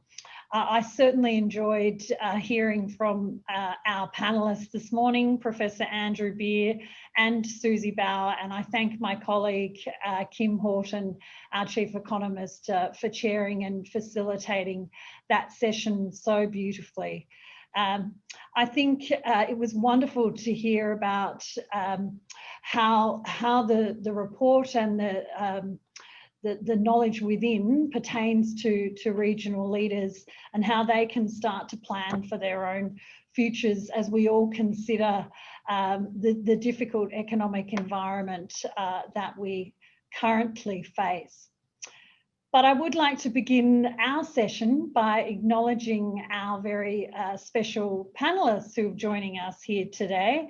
Of course, the Honourable Mark Coulton is going to be our first speaker. He is, of course, the Minister for Regional Health, Regional Communications and Local Government. In addition, I also have David Robertson from Bendigo and Adelaide Bank joining us, and indeed Gavin Williams from MB & Co. All of whom I'll be introducing a little later after a few introductory comments. I would also like to warmly acknowledge and welcome a Senator for New South Wales, Perrin Davey, who is joining us today on the webinar, but is also a friend who's based in my hometown of Deniliquin. So it's wonderful to have Perrin joining us today for today's important Regions Rising webinar. Thank you, Perrin. So understanding the benefits of specialisation or diversification, as we've heard this morning, is a very important topic and one that has been stress tested in over the last 12 months with COVID. So before I move into, I guess, our second panel, I thought that it was timely as the CEO of the Institute to join some of the dots, so to speak, with today's report and indeed the Institute's current agenda that we have rolling out over the next few years. Regionalisation has been a key focus for the Institute since our inception, but over, in particular, the last couple of years, I guess we've lifted our ambition to expand our strategic direction and focus on regionalisation. We've been heavily focused on, I guess, three macroeconomic issues, looking at jobs, job vacancies and employment, filling and skilling, population and indeed livability. And I wanted to just take a moment to hark back to the report that we launched in August 2019 called Regional Population Growth, Are We Ready? This report, I guess, looked at the population trajectory over the next 30 years and quickly identified that without an intervention, we were going to be in a place where our population was dominated in 4 capital cities. So one of our #1 recommendations within this report was to launch a new national awareness campaign that would indeed promote the opportunities that we all know as regional leaders and champions exist in regional Australia, and to promote furthermore the chances to live, work and invest in the regions. For over 12 months, we have advocated on behalf of regional Australia, and of course, in the latest federal budget, our ambition came to reality, receiving some very much needed funding from the federal government to undertake this national awareness campaign. So we very much wanted to share that news with all of you as our regional stakeholders and friends, so that you know this is happening and that we'll be rolling this out through the course of the next 2 years. We know that the National Awareness Campaign will not only promote brand regional, but it will enable us to have an anchor point to promote what we all know and love about regional Australia. I guess the linkage between this report and the regionalisation ambition is that we work regularly with regional councils, RDAs and leaders right around the country to help them understand their own strengths and weaknesses. And today's paper outlines the significance of playing to your region's strengths and really understanding that. Equally, I think the paper also drew on understanding depending on the size of your town, that there may be a different course of action required, and that may lead to further diversification or specialisation, but understanding that is critically important. And I can see Mark joining us here in the background. Hi, Mark. So again, in 2019, I think it's important to just reflect on the fact that we held our first Regions Rising Summit, which was very well attended from, again, I'm sure people on this webinar and regional leaders around the country. We held our very first policy hack session, and we heard very loud and clear at that session that regional people were looking for a new narrative, a more positive narrative that better reflected what we know about regional Australia. And they very much told us that they wanted to grow. So I guess, in short, the RAI listened, and the new campaign will indeed help promote a positive image for our regions, as well as importantly identifying and promoting the employment opportunities, the affordability opportunities, and indeed the livability that we know exists. To help us with this work, just last month, we were delighted to have the Deputy Prime Minister, the Honourable Michael McCormack, launch a new body that will support us called the Regional Activators Alliance. And this alliance has been formed to help the RAI and to also co-create the campaign. Because what we know is that promoting regional Australia is very much a shared responsibility, and that we all have an important role to play. Today, we're lucky to have 40 activators who are working with us and thinking deeply about what each of them can be doing to support their own regional, social and economic growth. So it's reports like this from our research partners, and I thank Andrew Beer and his team again for providing the building blocks for our institute to enable us to continue to play that leading role in thinking and shaping our regional future. So I think this might be a nice segue into our second panel. We've got Mark on standby here. We've got three incredible panelists joining us. As I said, they'll be drawing on some of the findings in today's report that are relevant, but also talking about some very important programs. And I think Minister Coulton has a new announcement for us here today. We'll also be hearing about how, from David, how we're tracking currently in our bid to come through this recession and recover as quickly as we can. What are the current priorities that we're looking at, and what impact did the federal budget have to aid that recovery? So all of these elements are important as we try to navigate the road ahead and embark on a better future here in the region. So look, I'd like to now welcome our first speaker, Minister Mark Coulton, and I'll just provide a very brief introduction. I know Mark's well known to all of you, and certainly a great friend to the RAI, and has already joined us on Regions Rising this year. So we feel very privileged and honoured to have him back on the panel today. But just briefly, Mark was, of course, first elected to the House of Representatives for the seat of Parkes in New South Wales in 2007, and he has since been re-elected numerous times.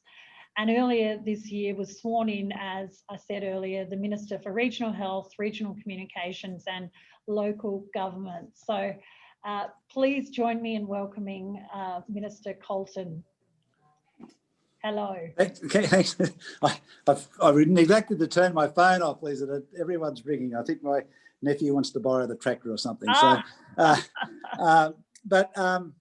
Hey, look, it's great to be with you. I'm actually with Senator Perrin Davey today, Senator for New South Wales.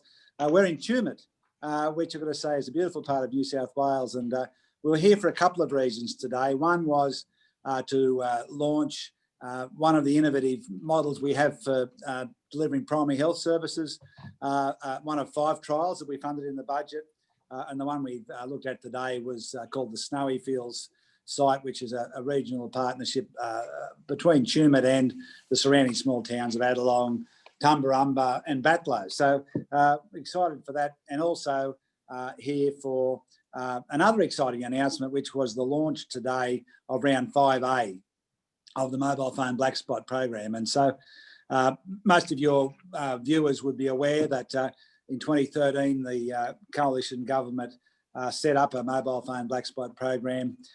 We've funded about 1,250 odd towers, and I think there's about 850 of those operational and the others are still under construction. But we got to a point in round 5 where the telcos basically said, look, the model that you've been putting up is not suitable anymore, and and so we ended up with only half a subscription of the round. And so while the telcos were showing some reluctance under that model to go in and deliver communications, mobile communications, to the 100,000 people or roughly around Australia that don't have it, certainly we're not prepared to give up on that. And so round 5A is, I guess, an in-between round where we're looking at 3 different things. We're looking at covering important highway transport routes, making sure that we've got connectivity along those. We're looking at some more resilience in disaster-prone areas, and so that can be fire, flood, or cyclone, and that follows on with the 37 million that we announced last month for bushfire resilience programs. And but the exciting part around 5A is the innovation package. And so what I'm really focused on is delivering that higher level of service to the people that need it the most. And so we are funding models of delivery that are innovative, that might be new technology, they might be partnerships between local communities and telcos, they might be partnerships between sort of business hubs and telcos, and that it's opened up now for 12 weeks. The successful applicants for this round will form the basis of the guidelines for round 6. So round 6 is already funded for next year, but the guidelines aren't drawn up. And so we are looking at innovative ways to make sure that we can fill in those hard to fill gaps. And so Gavin Williams, I think, is on the line, Liz, a bit later on, who will talk about the NBN Co and their upgrade into regional areas as well. So I won't go over that, but sort of back to where we started. I think, while COVID-19 has presented enormous challenges for Australia, it's actually, I believe, presented a great opportunity for regional Australia. And your report has shown that the strength of regional Australia is that they are individual communities with strengths that are really pertaining to their own communities and regions. And so the idea of growing on those strengths is incredibly important. And what makes the difference now is we've got a captive audience. So those people that might normally take the family to New Zealand for Christmas or go to Bali or even Europe, they're now looking across regional Australia to have an experience. Our challenge is to actually seal the deal on what was a very enjoyable and successful visit into someone actually thinking about maybe relocating. And I know the Arana RDA in Dubbo are putting flyers in the motel saying, are you enjoying your visit to Dubbo? I know this is great, but do you know that a house in Dubbo costs this? Do you know that there are jobs, in the legal profession, in the medical profession, in the education profession, in the council looking for engineers and town planners right across? And so do you know that these businesses are for sale? You could own them. And so what we need to do now is really seal the deal on people not just having a good experience in the regions, but actually committing and relocating. And so connectivity is such an important part of that. I've got to say, the NBN has held up much better than I think people expected. If I was brutally honest, probably better than I was fearing. And I think, apart from a few hiccups, people have managed to work quite well remotely. As I might have said, I think in a previous hookup with you, I worked at home for weeks in Whyalla on a satellite connection. So when I'm at home, all my voice calls go through my iPhone on the satellite connection. Zoom, all my emails, everything is done via the satellite. So if I can do that at Whyalla, you should be able to do that anywhere.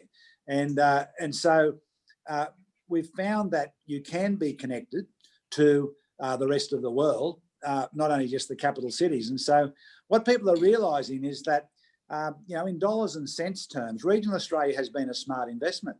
I would rather own a bit of land in regional Australia than an office block in Sydney at the moment, quite frankly. Apologies to anyone that owns an office block in Sydney that's on the line, but we've shown that not only sometimes, Liz, we talk about lifestyle, and I think we make a mistake. We talk about farming as a lifestyle, and we come up with these romantic stories we tell about ourselves. And quite frankly, when things get tough, we go the other way. And we go out and we tell these terrible stories of woe and poverty and destruction and death and lack of water and all these other things that scare people off. And so now we've got a bit of a break. We've got largely pretty good seasonal conditions across the regions. We've got a captive audience of people from the city that are looking for somewhere to go. But we've also got investors that are looking to go and invest in a dollar. And I know real estate agents that I speak to are having unprecedented interest. And with other projects on, like the Inland Rail, places, like Narrabri, Moree, Narromine, Parks, right across New South Wales, but obviously right through into Queensland to Woomera and beyond. There's a huge interest at the moment of not only relocating because of opportunities during construction, and quite frankly, it'll take 16,000 jobs to construct this line. And in the last bit we've just finished, Parks to Narromine, nearly 1,000 people, I think, and 80% of those people live within 90 kilometres of the job. So it's been a huge boost to regional businesses. And so I think, the round that we've just announced on Black Spot is a step forward. That builds on the regional connectivity program. So we allocated 53 million to that. In the budget, we topped it up by another 30 million, and applications for that closed on the 17th of November last week. And so what we, well, that might be today, actually, I think. It is. And so the regional connectivity program is once again looking for partnerships, innovation, and funding what future telecommunications might look like. And there's even a possibility in there of stationary balloons, seeing what low orbiting satellites can mean, a whole range of other things, as well as what a combined tower on the edge of an industrial area might mean with a telco and an internet provider, where those businesses that need more than what we can offer under the NBN can connect. And so well done, Liz, to you and the team at the RAI. I think you're doing a sterling job giving that message as a positive message. Regional Australia should not be feared and pitied. I'm seriously, the days of sending food parcels and secondhand clothes to the people of the bush has got to stop. And we've got to start getting people coming to the region with their accountants and their solicitors, working out how they can take advantage of what we have to offer. And so we need to provide those services: telecommunications, health, and education. They're the three that seal the deal on making sure that people feel comfortable relocating. So well done. I'm not sure. I think I'll go back to you now. Yes. Perrin's been with me today, and so if there's any questions to Perrin, she'd be gladly take them on as well. Fantastic. Thank you. Well, we're going to hear from our other panellists and then come back to a facilitated session at the end, Minister. But thank you so much. Thank you for your kind words. And Perrin, lovely to see you there with the Minister. Apologies. I thought you were in gorgeous Denny today, so it's good to see you there with the Minister. Of course, Minister, we couldn't agree with you more. I guess we're incredibly focused here at the Institute to ensure that we speak from a place of strength, and that the days of talking regions down, talking about the deficit issues that regional Australia has had is not a place that we want to be.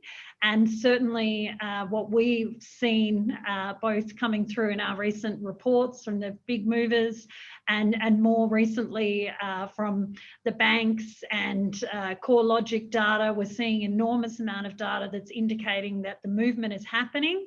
And we're incredibly proud here at the Institute to be leading that movement. As I said in my opening remarks, the strategy of regionalisation is live and well, and securing that investment from the federal government in the latest budget was so important to us as a charity and a not-for-profit organisation who represents the regions to roll out this national awareness campaign, which will be the first of its kind. So you'll be seeing and hearing a lot more about this over the coming years, and we thank you and we thank the federal government. So to our next panellist, David Robertson. David, again, just a brief introduction. Wonderful to have you with us today, representing the Bendigo and Adelaide Bank, who are of course our national sponsors on Regions Rising series. David joined Bendigo Bank 19 years ago as a head of financial markets, and today is the head of economic and market research for the bank. So we're absolutely delighted to have you with us, and we welcome you here to today's panel. Over to you, David. Thank you. Well, thanks very much for that introduction, Liz, and good afternoon. It's a real pleasure to join you all for this webinar event, and Bendigo Bank is thrilled to partner with the Regional Australia Institute in this series. So thanks for the invitation for extended to me to provide a short update on our view on the economy, both nationally and from a regional perspective, but more importantly to make some observations and suggestions about where the economy might be heading in a post-pandemic world, when the topics that we've been talking about today, so manufacturing and diversification for regional Australia, digital connectivity and technology, they'll be so important in shaping a sustainable economic recovery, especially in a post-pandemic world. So look, I'll share my screen now to run through some slides to outline our view on where we are and where we're heading. So bear with me for one moment.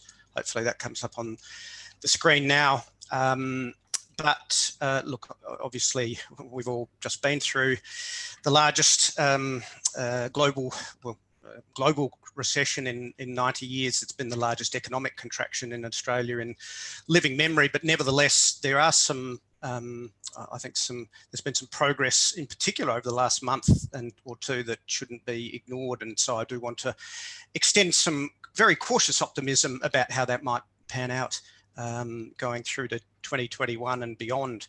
And so look, just to kick things off, to quantify the impact of the pandemic on our economy, I think the best barometers are jobs and GDP growth, and this chart shows the Reserve Bank's estimates of where growth is heading. In fact, this is their view back in May on how deep the recession might have been, when their best guess initially was a 10% hit to GDP, also 10% hit to jobs and to wages. And so the pink line in this chart shows their first blush attempt of guessing where or estimating where this would all head. And you'll note that that didn't have a return to pre-pandemic GDP until about 2022. But sensibly, the Reserve Bank added a couple of upside and downside scenarios to cater for the wide range of uncertain factors that might ultimately drive the economy. And then 3 months later, you'll see that the economy actually only contracted a fraction over 7%, not 10%. I shouldn't say only, because it's been the largest recession since probably the 1930s. But the new baseline in pink there was shallower, still not fully recovering nationally until 2022. And that's partly been due to the impact of the second wave of COVID-19 in Victoria. But the two-speed economy did make these projections even more complicated. So still the dotted lines there showing some upside and downside scenarios. But fast forward another 3 months to November, so basically the forecasts as of today, and you can see that the baseline there in pink is actually pretty close to the original upside scenario. So it is possible to have upside surprises in a global pandemic. And similarly for unemployment, the initial forecast was for it to hit 10%. That's actually improved to 8%, and I suspect even that may be on the conservative side. But when we think about this 7% contraction to the economy, a massive hit to jobs and to economic growth as we all experienced, but in the end, actually only a handful of comparable countries around the world coped better than Australia did. And I think that does show the success of the policy measures, whether or not it's health policy to contain the virus, fiscal and monetary policy, managing the necessary shutdown of the economy, and then building a bridge to the post-pandemic world. So where to from here? Should we be leaning towards the upside or the downside? And as it happens, you know, the announcements that we've seen through October and November, a number of them I think do lean to the upside.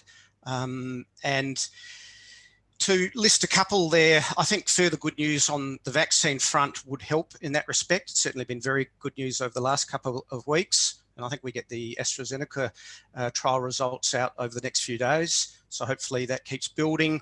The ability to reopen our domestic borders is just so vital, not just reopen them, but to keep them open. And then there's the way we respond to the monetary and fiscal stimulus measures that have been put in place, which are really incentives. And I'll come back to that point in just a moment. But as it happens, all three of those factors, I think, have been encouraging over the last 6 weeks in particular. But it's not a done deal. A downside scenario could emerge, say, if the vaccine news disappoints. There could be further setbacks such as fresh outbreaks, and we've seen the sort of hotspot there in Adelaide. So hopefully that gets contained very quickly and doesn't limit the ability to keep borders open.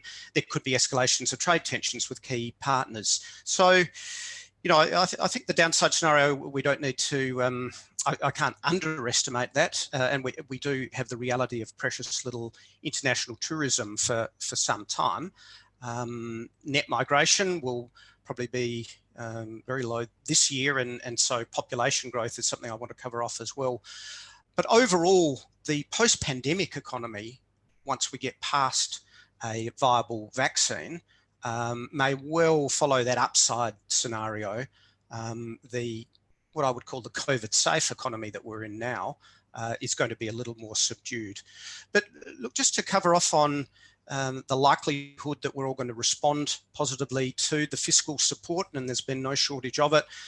Initially, you know, JobKeeper, JobSeeker, Home Builder, and so on. There's been an impressive array of support packages which have been pretty successful, I'd say.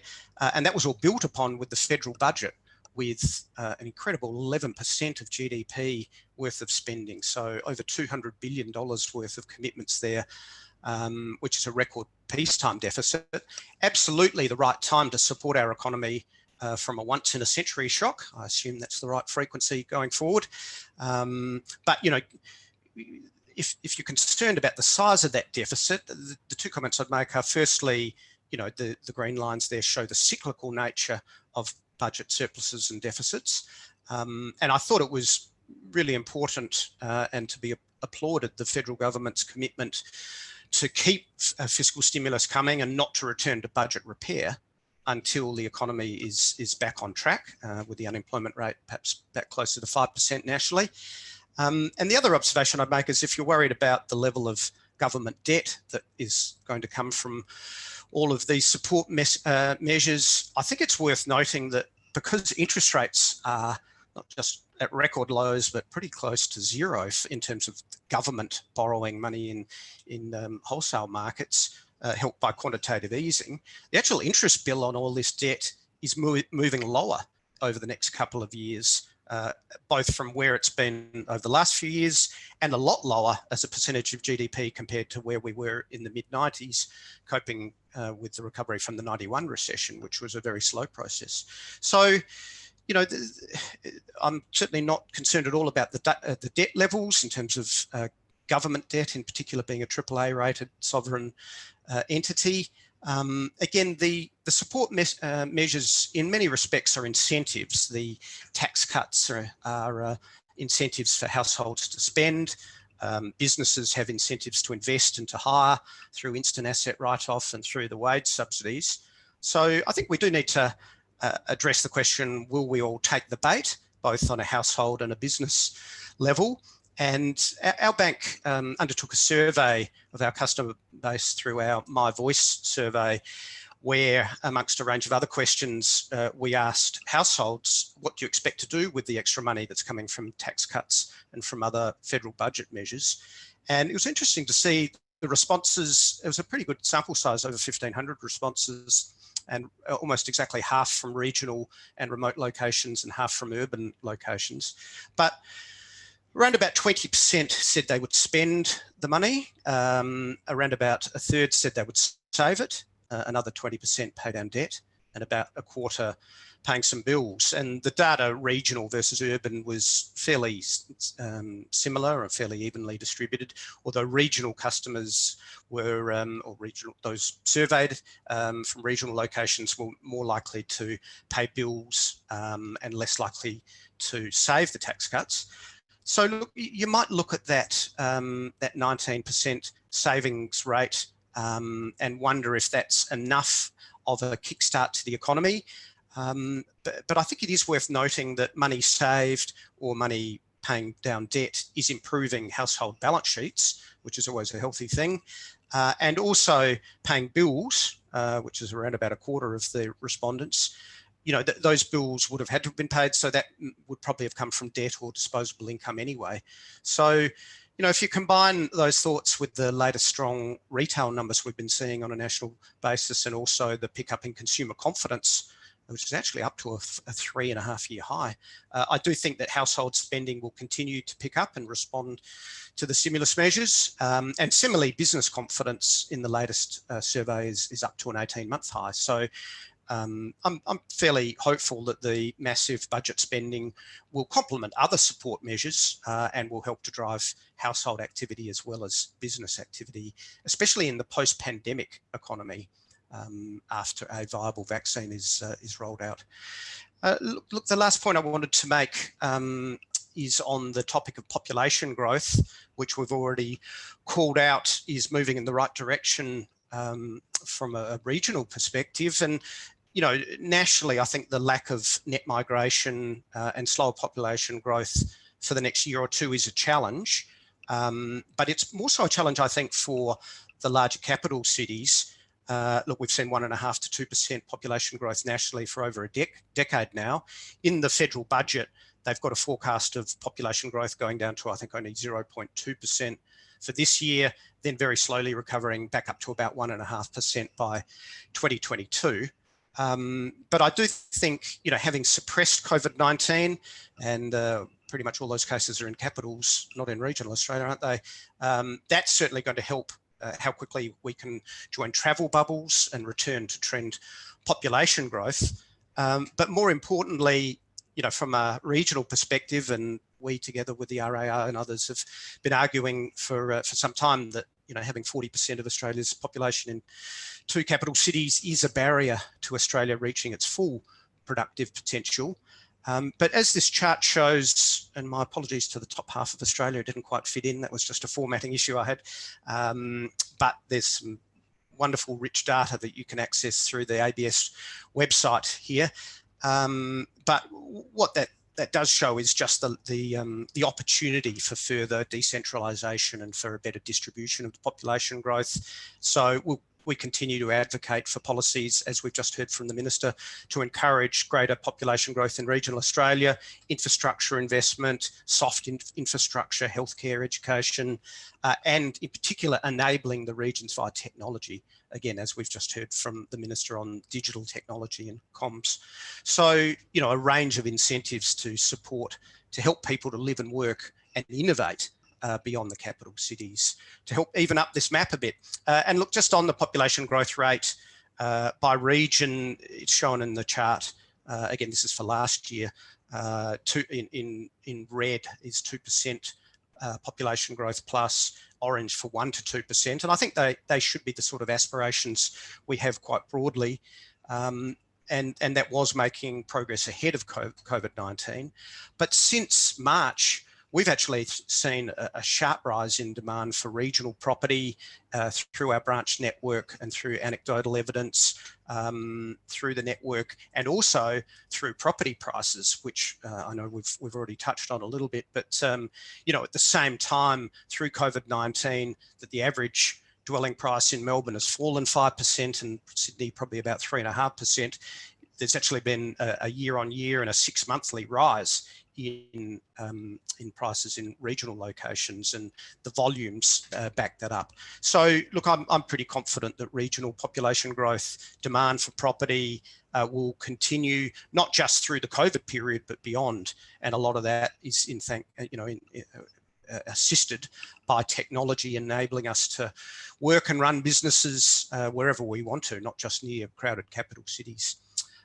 So the discussion on digital technology is right on cue, and that's certainly going to help GDP and jobs growth to be more sustainable and better distributed, and will build resilience for future shocks. So look, in conclusion, on the raw numbers, as an economist, I can't resist the opportunity to give a prediction or two. Nationally, the economy contracted about 7.25% in the first half of the year, should be rebounding probably about 3.5% in the second half of the year that we're in now, and then between about 3 to 5% next year.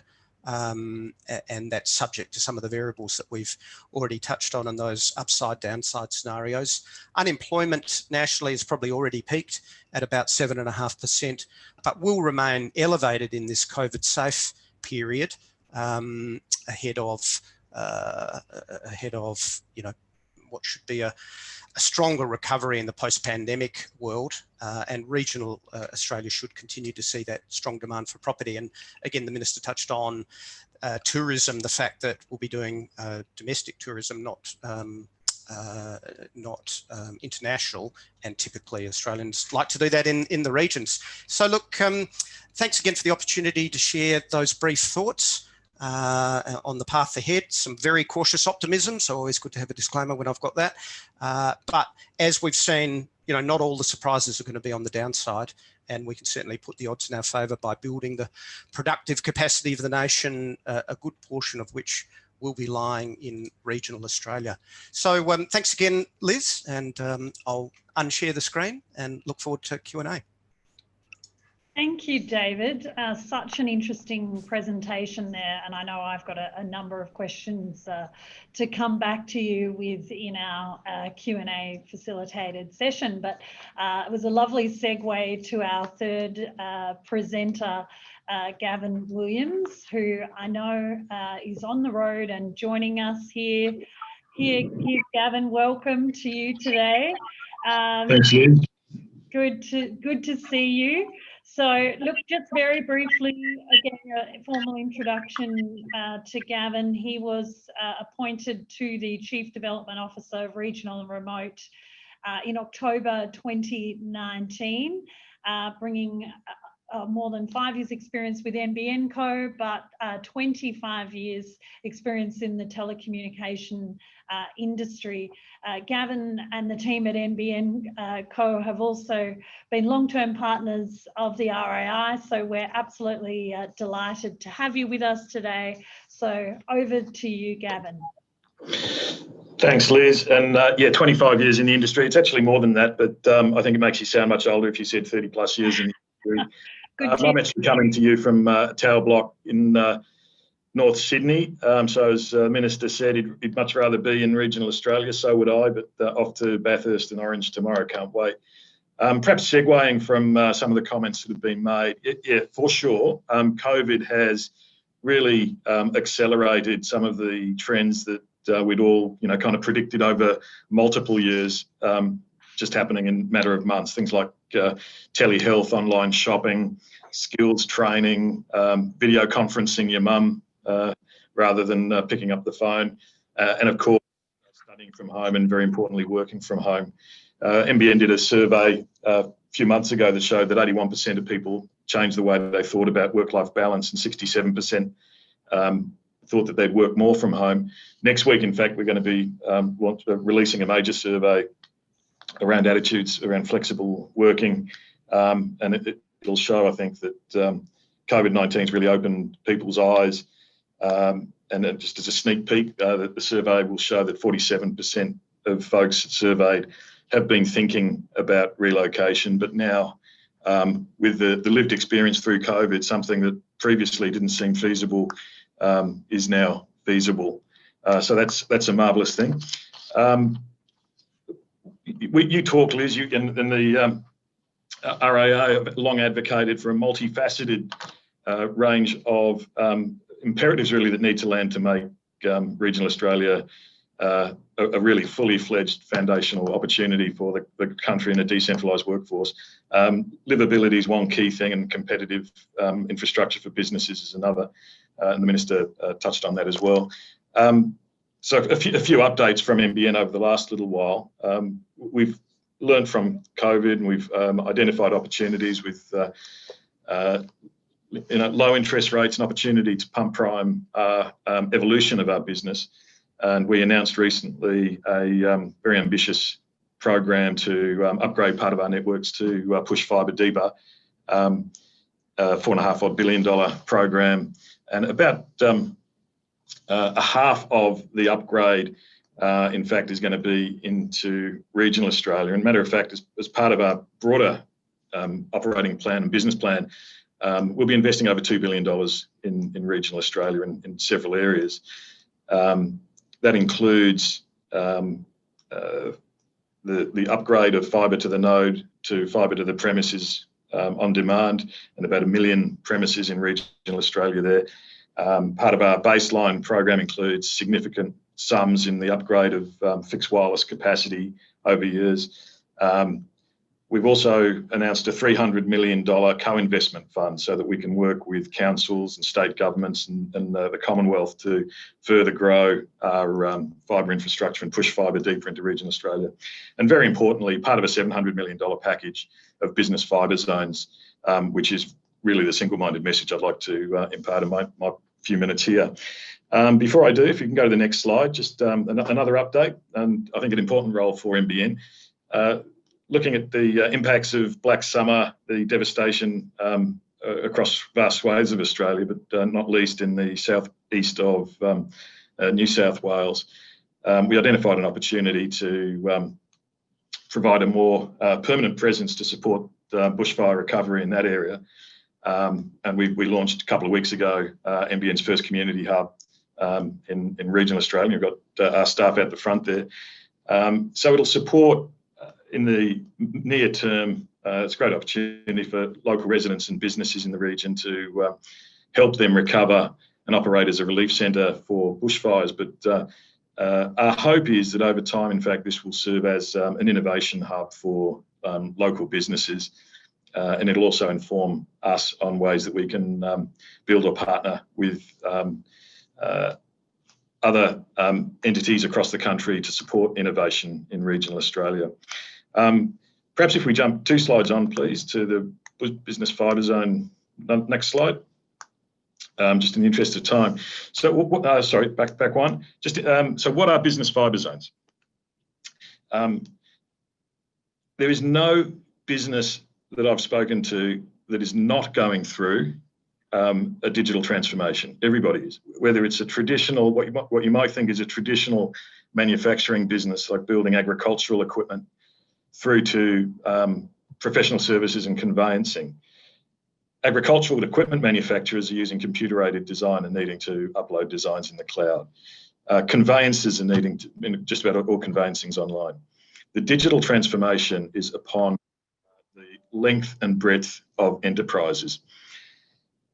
The sorts of broadband services that you use at home have a bias for speed coming down. This is you watching Netflix or ABC iView at night, and less emphasis on speed going up to support cloud applications and file storage and backup, online processes and collaboration such as we're doing now. There are products that enterprises and businesses have available in capital cities that enable them to have better access to those uplink speeds, symmetrical speeds, as fast down as up. And it's that uplink speed that really powers business. Enterprise Ethernet is our wholesale product that is designed ground up to support business and enterprise, from anywhere from 10 megabits per second through to nearly a gigabit per second.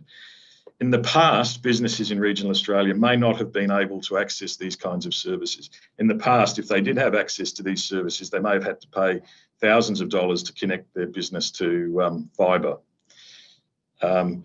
If they could connect, traditionally the industry's had a zoning structure such that if you're in regional Australia, you're paying more than you would be than if you're in the middle of Pitt Street. So what business fibre zones have done is there's 240 of them across the country, 85 in regional Australia. If you're a business within these business fibre zones, you can access a $0 build for NBN to connect the business. And the monthly charge that you spend, we've taken out the zoning. So you'd be spending as much in Bunbury, Bendigo, Bundaberg, Ballina, Burnie, or Murray Bridge. And Murray Bridge was the only regional town in South Australia that's as close as I got to a B. You'd be paying as much as you would in the same amount as you would in the CBD of Adelaide, Brisbane, Perth, Sydney.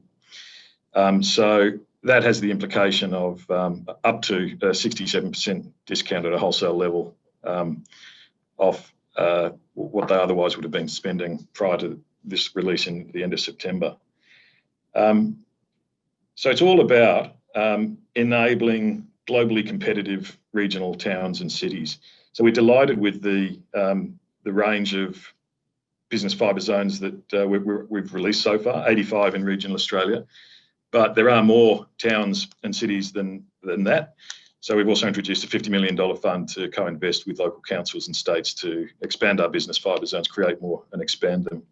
And this isn't just in the CBD of Port Macquarie. You'll find if you look at it, there's swathes of our regional towns and cities that are covered with business fibre zones. So that was really the single-minded message, if I was going to leave anything, is we need to support infrastructure that supports livability for people that want to move to the bush. But it's very important to support infrastructure to enable our businesses, all of which are going through technological transformation, to enable them to compete globally in the digital economy.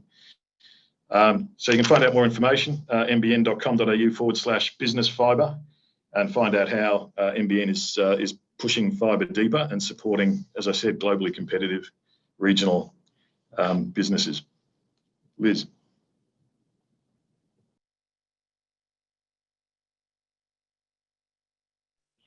Sorry, everyone. Thanks, Nina. So thank you, Gavin. Look, three different but related presentations there. And I guess I'd like to go back to Minister Coulton's presentation and perhaps draw some threads there back to you, Gavin. Thank you, Minister, for I guess announcing today that the reopening of the Black Mobile Spot campaign and that applications are open again. You started to list some of the great innovations that you as Minister are hearing around enabling greater digital technology and indeed then further business and economic growth that will be able to occur in and across regional Australia. Are you able to expand a little bit more on any of those, Minister? And perhaps I'll then ask Gavin to jump in and follow suit with any that NBN are seeing across Australia at the moment as well, around those innovative technologies that we're seeing that will help enable this business growth. Minister, to you.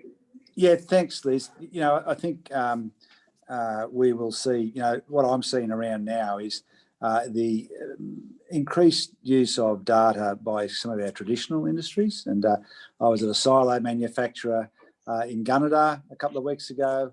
And of course, you know, they heavily relied on you know, designs and blueprints and things that you know, they're using the network for. But what I'm seeing with some of the, you know, the innovative ways of delivering this, and I'll use an example in my electorate, Field Solutions Group, who are, you know, they're getting some traction now as a substantial player, but they started off in Moree, so they're purchasing into the Transgrid fibre optic cable that goes, the Transgrid used to connect, control their electorate. So they're buying capacity from Transgrid. They're delivering high capacity broadband services. It's not cheap, but it's unlimited data and very high uploads and downloads, and they're bouncing that around the tops of grain silos in the northwest. And so you could be out at Mungandai or Whyalla or Cropper Creek. Apologies to those people that don't know those Blake places. If you don't know where Cropper Creek is, you haven't lived, I've got to say. But those places where traditionally they wouldn't have been able to get that higher capacity. And these are businesses, you know, one of the businesses west of Moree has 30 residences. You know, it's probably 100,000 acre cotton farm. And so all the, not only is their business getting that capacity, but all the staff that live on that farm are watching Netflix and everything else at the same time. And so I think that's a sort of an example of what we're looking at, where it's not quite the traditional way of doing things, because regional Australians are very good at gobbling up capacity when it gets invented. And, you know, we're talking about, you know, we've now got GPS guided tractors, which is wonderful.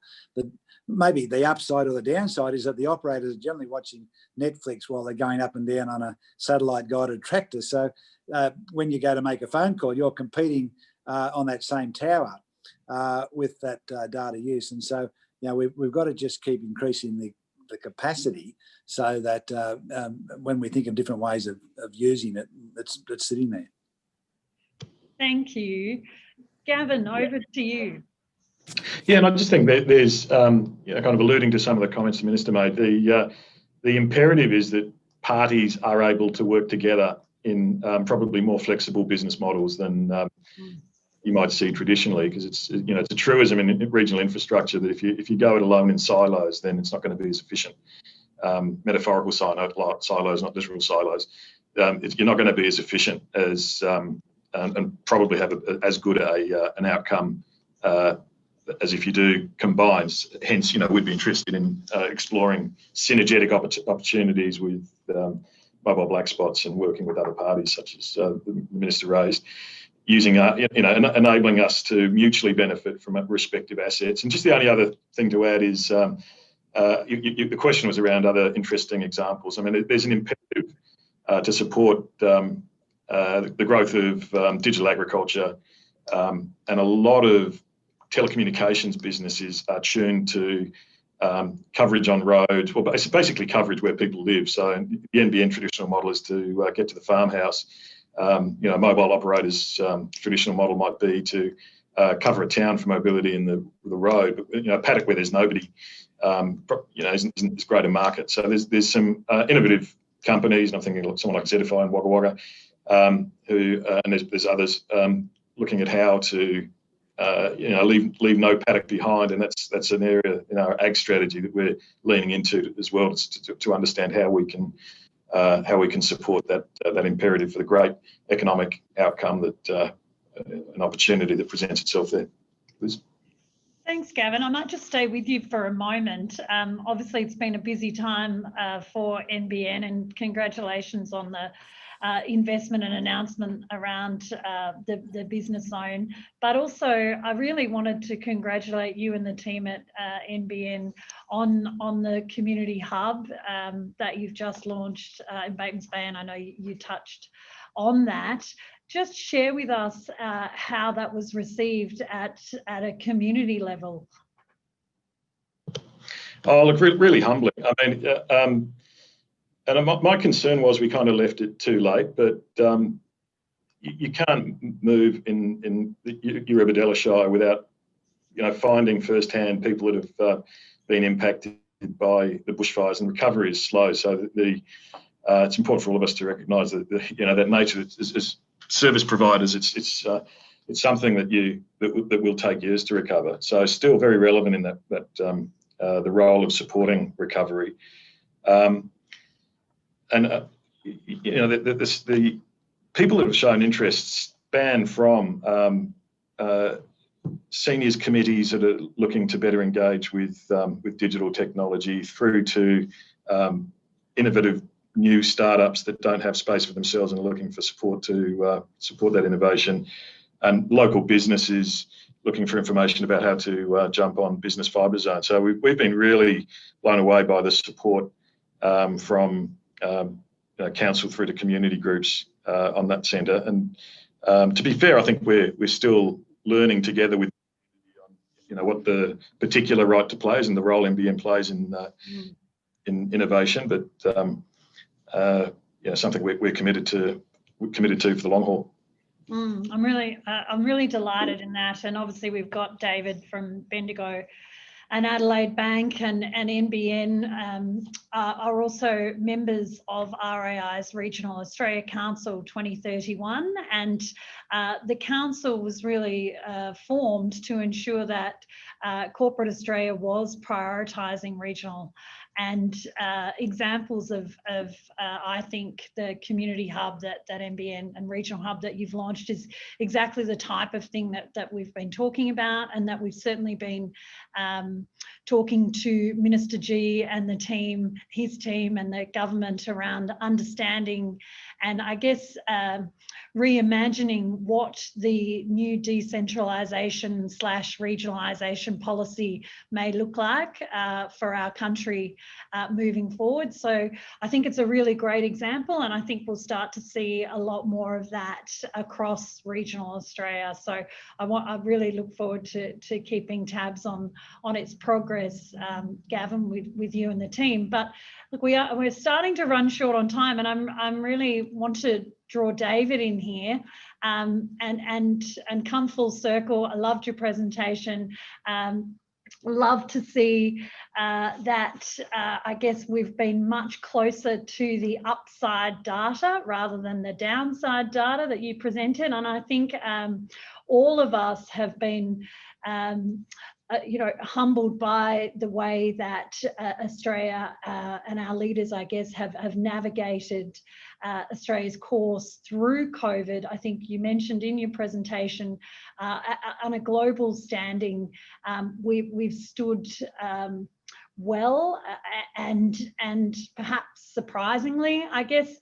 David, the question I would say to you as an economist, and I know you would have many economists in your peer group, are you surprised with what you've seen and how Australia has managed to avoid, I guess, worst case scenarios? We heard the Treasurer and the PM at length talking about the unemployment getting above that 10%, and yet I hear from you and others that we're more likely around that 7.5%, and that will reduce quite swiftly. So I'm just interested, as an economist, were you surprised by that? And you mentioned some of the policies that helped get us there. But do you think there are other things that Australia has done that other countries haven't? Yeah, it's well, it's been a pleasant surprise, hasn't it? Yeah. And certainly there were a lot of doom and gloom predictions back in April, May, and it was hard not to be gloomy then because it's such a unique event. And you know, the word unprecedented got trotted out quite a lot, but you know, for mine, unique is the best way to describe this. We've never had a situation where we've had to deliberately shut down an economy before, so we didn't know how it would go. And I think my gut instinct was that, well, if you deliberately shut it down and you're able to deliberately reopen it, then that may well be less damaging than a GFC style shock, which was really all about mispricing of assets and so on. But look, it was a pleasant surprise that it's gone as smoothly as it has. And I've already, you know, talked to how the policy response was decisive and effective in Australia, and probably more so than most countries around the world. And you look at the countries that haven't got COVID-19 under control yet, the case numbers in Europe, many parts of the Europe, UK, many parts of North America are continuing to set record highs. And here we are, you know, just trying to manage the odd outbreak. So, you know, we've got good form with coping with crises. We were one of the few countries that didn't go into recession in the GFC. And I think it does help to be a AAA rated country. Outside of Europe, I think there are only 2 AAA rated countries left, us and Singapore. Canada, I think, lost their AAA recently from one of the ratings agencies. So we were in a position of strength going into that crisis and this.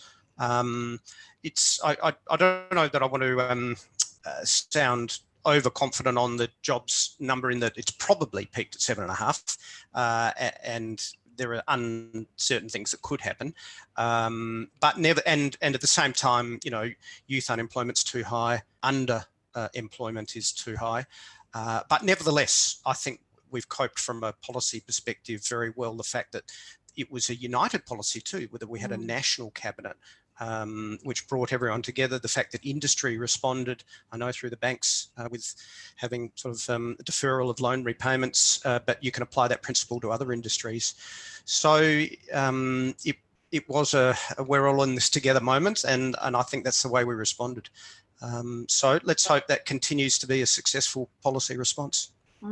Yeah, absolutely. Thank you. I was interested in the bank's survey and the differences. I saw the largest difference there between regional, remote and urban around the decisions to save those stimulus incentives. So would that have anything to do with Melbourne's lockdown more predominantly than perhaps where Sydney might be at, or is there any more behind that data you could share with us? I'm not sure it was the Melbourne second lockdown may have been a part of that.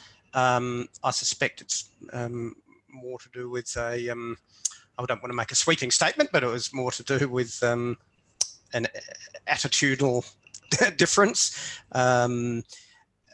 Look, I mean, you need to prioritise with this. With these situations, and so it's a case of where the priorities lie. But at the end of the day, irrespective of whether it's spent or saved, it's still good for the economy for future resilience. But you've reminded me that I need to drill down a little bit more state by state rather than just region by region. So why don't I come back to you with some further analysis? No, that'd be great, David. We always love hearing economic analysis. So thank you very much. Look, we have reached our time at 2 o'clock. So I guess before I make some closing comments, I would just like to warmly thank all of our presenters here for today's session. Minister Coulton, thank you for your time, and Perrin, great to have you there as well. David and Gavin, thank you to all of you for being available today and supporting the RAI as you do so frequently. So thank you. It's been a really fascinating session. I hope that those who've joined us today gain insights from today's report, There's much to glean in the 4-pager, but there's also a much deeper report available on our website for those who might like to get into the detail of benefits of specialising or diversifying. So you'll find that on our website. As I said in my opening remarks, this is our last session for Regions Rising 2020. It has been a different year. We had to pivot like many organisations. We were expecting to be rolling Regions Rising around the nation as we did in 2019. But we have been heartened by the response that we have received in our webinar series over the course of this year. We've had I think almost over 4,000, close to 5,000 people participate in the Regions Rising webinar series, which is absolutely incredible. So whilst we couldn't get face-to-face with you all around the country, which we love to do, I think we've more than exceeded our expectations in attendance and engagement throughout 2020. And we hope that as friends of the RAI that you have enjoyed these and that they have provided much needed support and information and connection through what has been a challenging year. And yeah, I guess to use David's line, a once in a century shock that we've all been navigating. Again, we cannot do this without the support of our partners and sponsors. So to Marnie Baker, Managing Director of Bendigo and Adelaide Bank, and to David with us today and the whole team there, thank you so much for supporting Regions Rising and making it freely available to all of our RAI supporters throughout 2020. We are very busy not only pulling together the new National Awareness Campaign that I mentioned, but we're also pulling together Regions Rising 21-22 series. It'll be a 2-year series that we take around the country. We've loved bringing you the series online, so we're taking a hybrid series forward into the future. So these webinars will continue to be available forevermore, which is a great outcome for us and I hope for you as stakeholders. We hope to have more information for you available for the summit, which is at the moment being held in late March 2021, where we'll be launching the national campaign as well. So do stay tuned on all of our social channels. We will be in touch with more information soon. So on that note, once again, thank you for joining us. Good afternoon to you all. I hope you enjoy the remaining part of today and equally enjoy a much needed rest over the festive season. And we look forward to seeing you all again in 2021. Thank you.